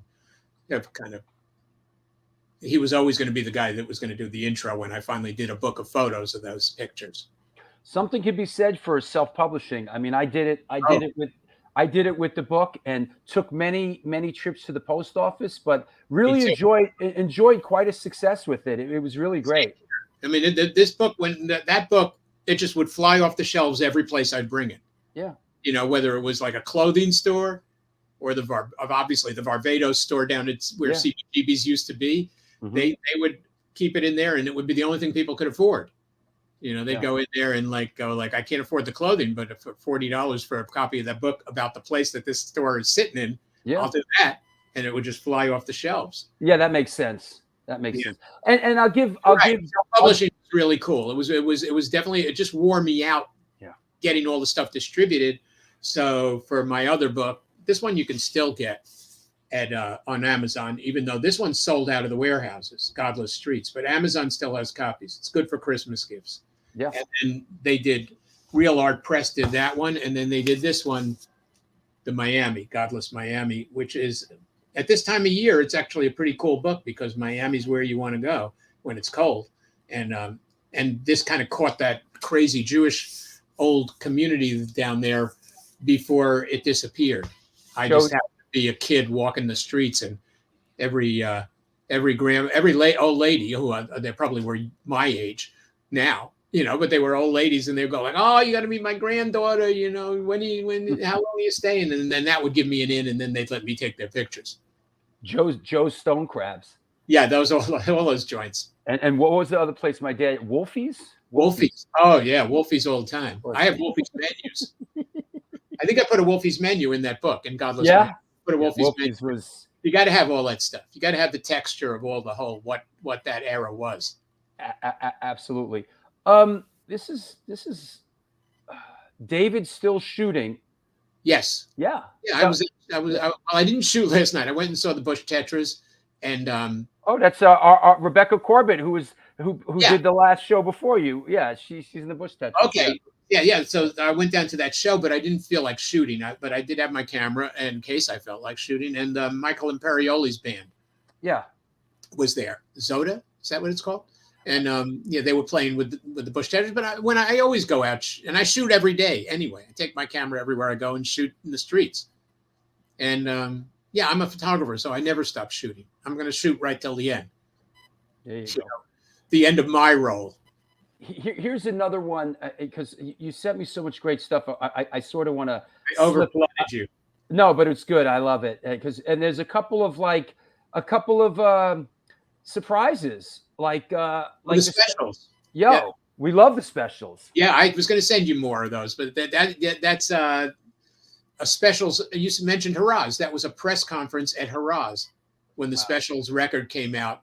And I got great pictures of at the press conference because I was like, you know, right up front. I have the band shot, and you know, you can't lose with the British teeth.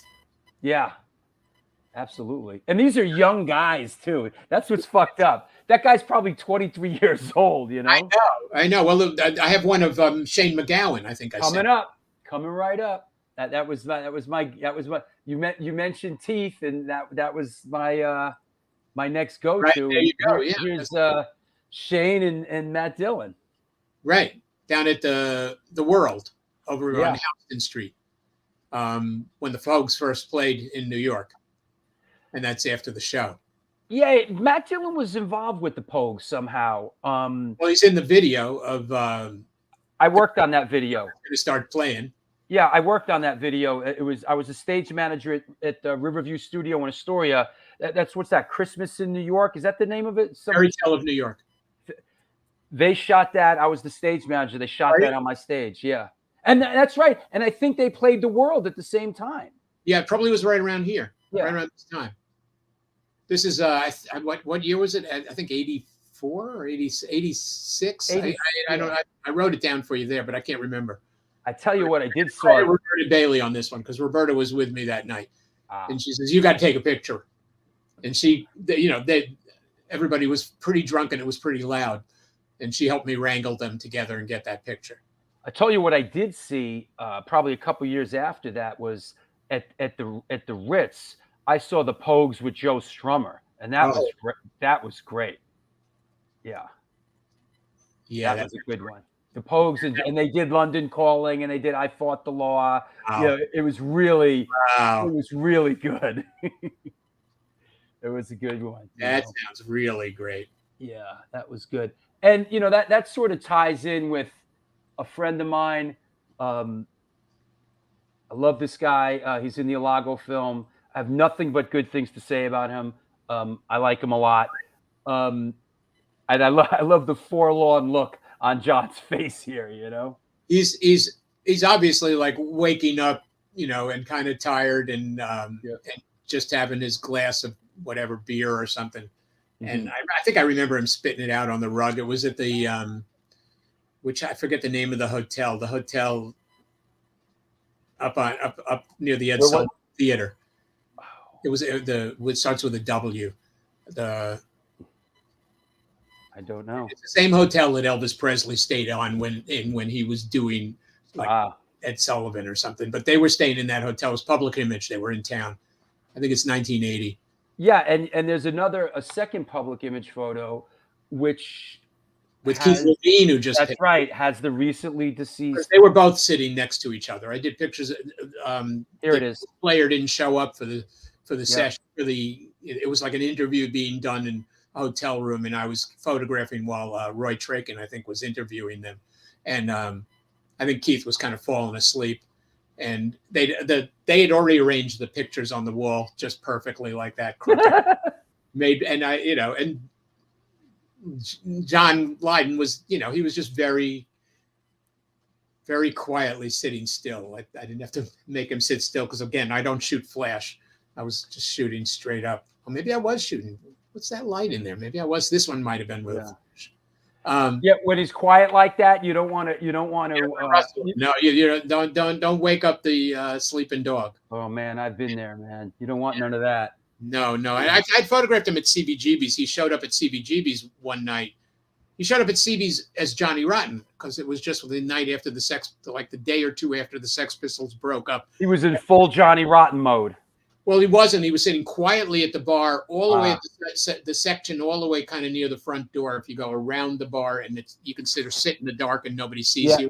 Yep. But Joe Stevens was there, and I think the photographer for the NME. And Joe said, "Come on over here. You got to get a picture of Johnny." And so he sat for me, and I did one without flash. And I sat it down on the bar at like 1 full second. Mm.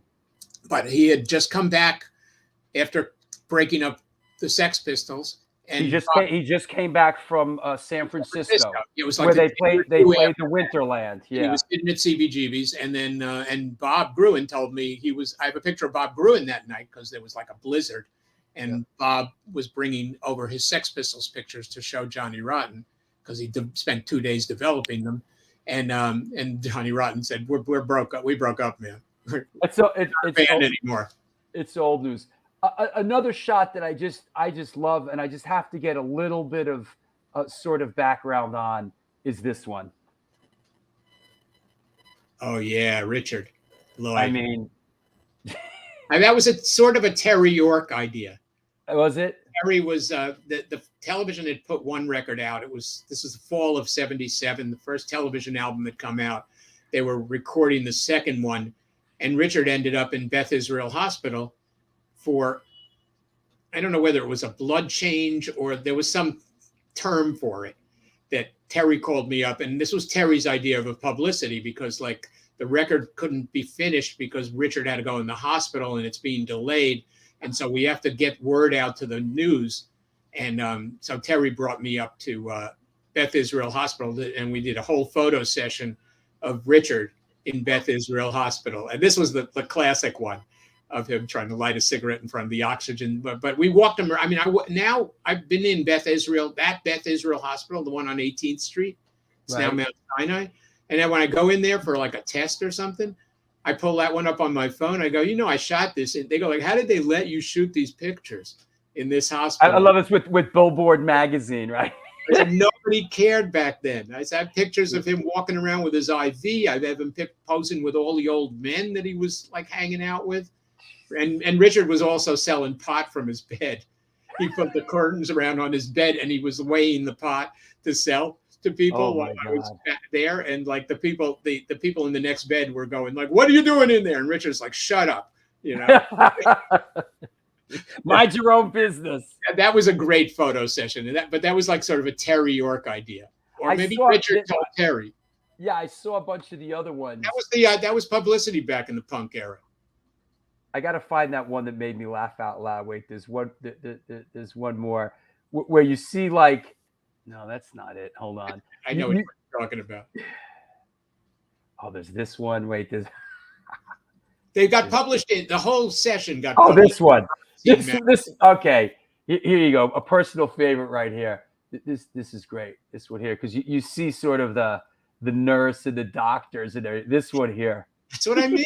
Who would let me walk around in the hospital doing that? Now, if I walked around in the hospital doing that, even with my phone, they'd go, "Get out of here. What are you doing?" Was it the Warwick Hotel? Warwick Hotel. Yep, the Warwick Hotel. Yeah, there you go. That's the one. Yeah, it was the one Elvis stayed in. Yeah, the old Warwick. Yeah, it's right up on 6th Avenue. I don't know if that's there anymore. North of Times Square, but short of the. There you go. That's what I mean. Who would let me do that? I show that to them every time I love going to that hospital because I go in there like to get a test, and I go like, "Look at this! I got pictures in this place from 40 years ago," and they look at me like, first of all, like how You could probably smoke in the hospital back then too. Everything. It looks like it's from another era. Even the IV things are glass instead of not. It's like you could smoke it. The hospitals are still. It was that was one of my favorite photo sessions. That's for sure one of my favorite photo sessions. Yeah. I owe Richard for that one. He used that one on the Oxygen one on the cover of his. Yeah. It's a classic.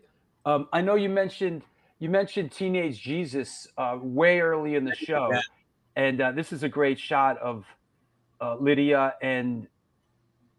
Yeah, I look back and within like 1 year, I think I did 3 photo sessions with 3 different versions of Teenage Jesus because she kept changing it. This was the second version, Gordon Stevenson and. I don't know the third Bradley person. Field. Oh, okay. Bradley, but Bradley, Bradly, no E. Bradley. Okay. He was the drummer. He had like one drum and one stick. Very primitive. Yeah, well, they were like, that's what Lydia was at that point. That was great. Teenage Jesus and the Jerks. Now, this stuff is this the Film Society? Is this from Lincoln Center? This kind of stuff? This is the stuff I did this year at Lincoln Center. Okay, yeah. The New York Film. I shoot for the New York Film Festival. It was an anniversary year, so they sort of instead of working the red carpet, which I can kind of roam around, or working the press conferences or the Q&As, I had them get me some black velvet, and I just had like 30 seconds with each set of people. So this is backstage opening night of Noah Baumbach and Don Cheadle, and then Ben Stiller was there, but he's not in the movie. But so he sort of, some publicist was like, "Can you get Ben Stiller in the picture?" I said, "Sure, bring him in." Yeah. It plays nice against the black. Yeah, well, that's what I did. I said we can do it really quickly. Just give me 30. I said some of my best pictures are just like 2 shots. Give me 30 seconds with each person, sure. And I'll tell them up front we're only going to do 12 shots. And then each person warmed up because they were like, "Oh, I'm not going to be here forever." Yeah. No, like in the actors and the directors and So what's always weird that when I go there, they always sort of know, the people I'm photographing go, "Oh, I know your punk pictures." Like I go, "Oh." That was my next question. Like, have you developed? You've been doing it there for a while. At this point, with some of these actors from that we might not have crossed paths with, in the music thing, Right. Have you developed any rapport with any of them? Yeah, one was Alex Ross Perry, who's a director. Mm. I did pictures of him, like his first couple of films, and then he came up to me and he said, at one time I saw him, and he says, "I want you to be in my film." I said, "What do you mean?" He says, "I want you to. You're going to do like a cameo role, and it's a film with Elizabeth Moss. It's called Her Smell. It was out 2 or 3 years ago." Mm-hmm. And he said you're going to be like the part you play is a photographer backstage. And then you walk in, and Elizabeth Moss is going to be like a girl group that's fucked up, like Right. kind of like a Courtney Love, but not really. He didn't say that. Right. I think it's like that. He kind of didn't Yeah. aim it on that. But when I look at it, it was like I remember photographing Courtney Love and going like, this is kind of I don't know. It's everything's falling apart. Can I get the picture before it falls apart? But he put me in that film, and I'm in that film. You can only see me for like 30 seconds, not even 30 seconds. 2 seconds, 5 seconds. But he said everybody who sees that film is going to go like, they're going to recognize you. It's going to be like an in thing. Yeah, that's Rooney Mara. That's because I told her, like, she did like 4 different poses for me in 30 seconds. I was like, wow, you actors are so. It's a really nice photograph, man. She just, because she knew she didn't have to be there. It's for a movie that's coming out called Women Talking, which is a really good film. It's gonna, it's like maybe for some people it's too arty, but Yep. It's by Sarah Polley, and she's a really good director. And it's got Rooney Mara and what's her name, Claire Foy, a bunch of others. But I have an opportunity back there, and sometimes the people backstage, they go like, I'll take a picture of somebody, and then the next time they come to town and I do their picture, they go, "You didn't tell me you took all those punk pictures." Ah, I go like, what am I going to? While I'm taking your picture, I'm going to give you my resume. right. Paul Schrader was the best, man. Yeah. I was in the back room, and we were all alone, just him and me. And I'm going, I'm not going to bother him. He's writing stuff down, and waiting for the other people from the film to show up. I'm not going to bother him. But then when it came time to shoot the picture, he's like such a smart guy, and he's like a screenwriter. So the thing he says to me, it's like he wrote it. He goes, "Tell me, are you that guy, or do you just look like him?" And I was like, I'm both of them, because I don't know whether he thought I was Gruen or whatever, but like, yeah, he's got a new movie. It's called The Something Gardener. Accidental? No. No, that's another movie. But no, he's got a new movie. All these are new movies. I'll tell you. Hold on, I'm looking it up. The Master Gardener. The Master Gardener, yeah. And then I photographed the actor in that movie, in The Master Gardener. It's got what's her face from he's been at it a long time. I know, but he's so good. He's so good, and he's really good as a director, and now he can make movies on a budget because it's easy to make them in digital. Was he the writer? He was the writer of He's the writer of Taxi Driver. Holy shit. Yeah, he's written a lot of great stuff. He directed some of those. He directed Blue Collar, Hardcore, American Gigolo. Yeah. He co-wrote Raging Bull. Right.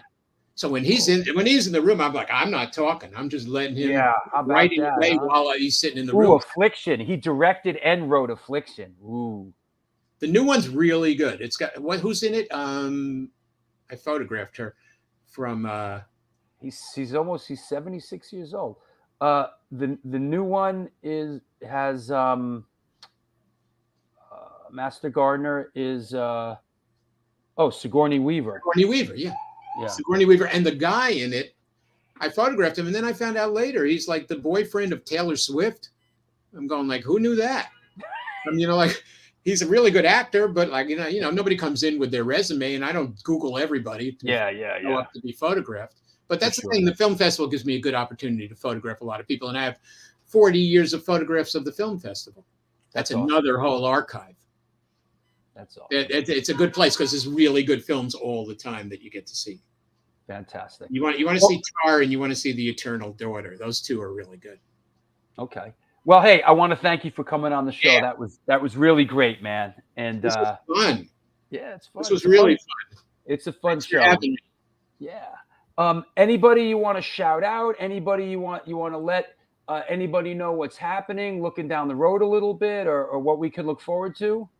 Well, next year I'll do a book on the punk stuff. So watch out for that. I'll redo History's Made at Night. And Okay, for now, Godlis Miami, Godless Streets. If you're in Paris, I've got a show that's coming up with Agnes B. Oh, wow. Designer. I shoot for her sometimes, and she Sure. just had me put a show together. So there's things in the works, but nothing concrete. I didn't do a book this year. I did 2 books the 2 years before, so I took a break.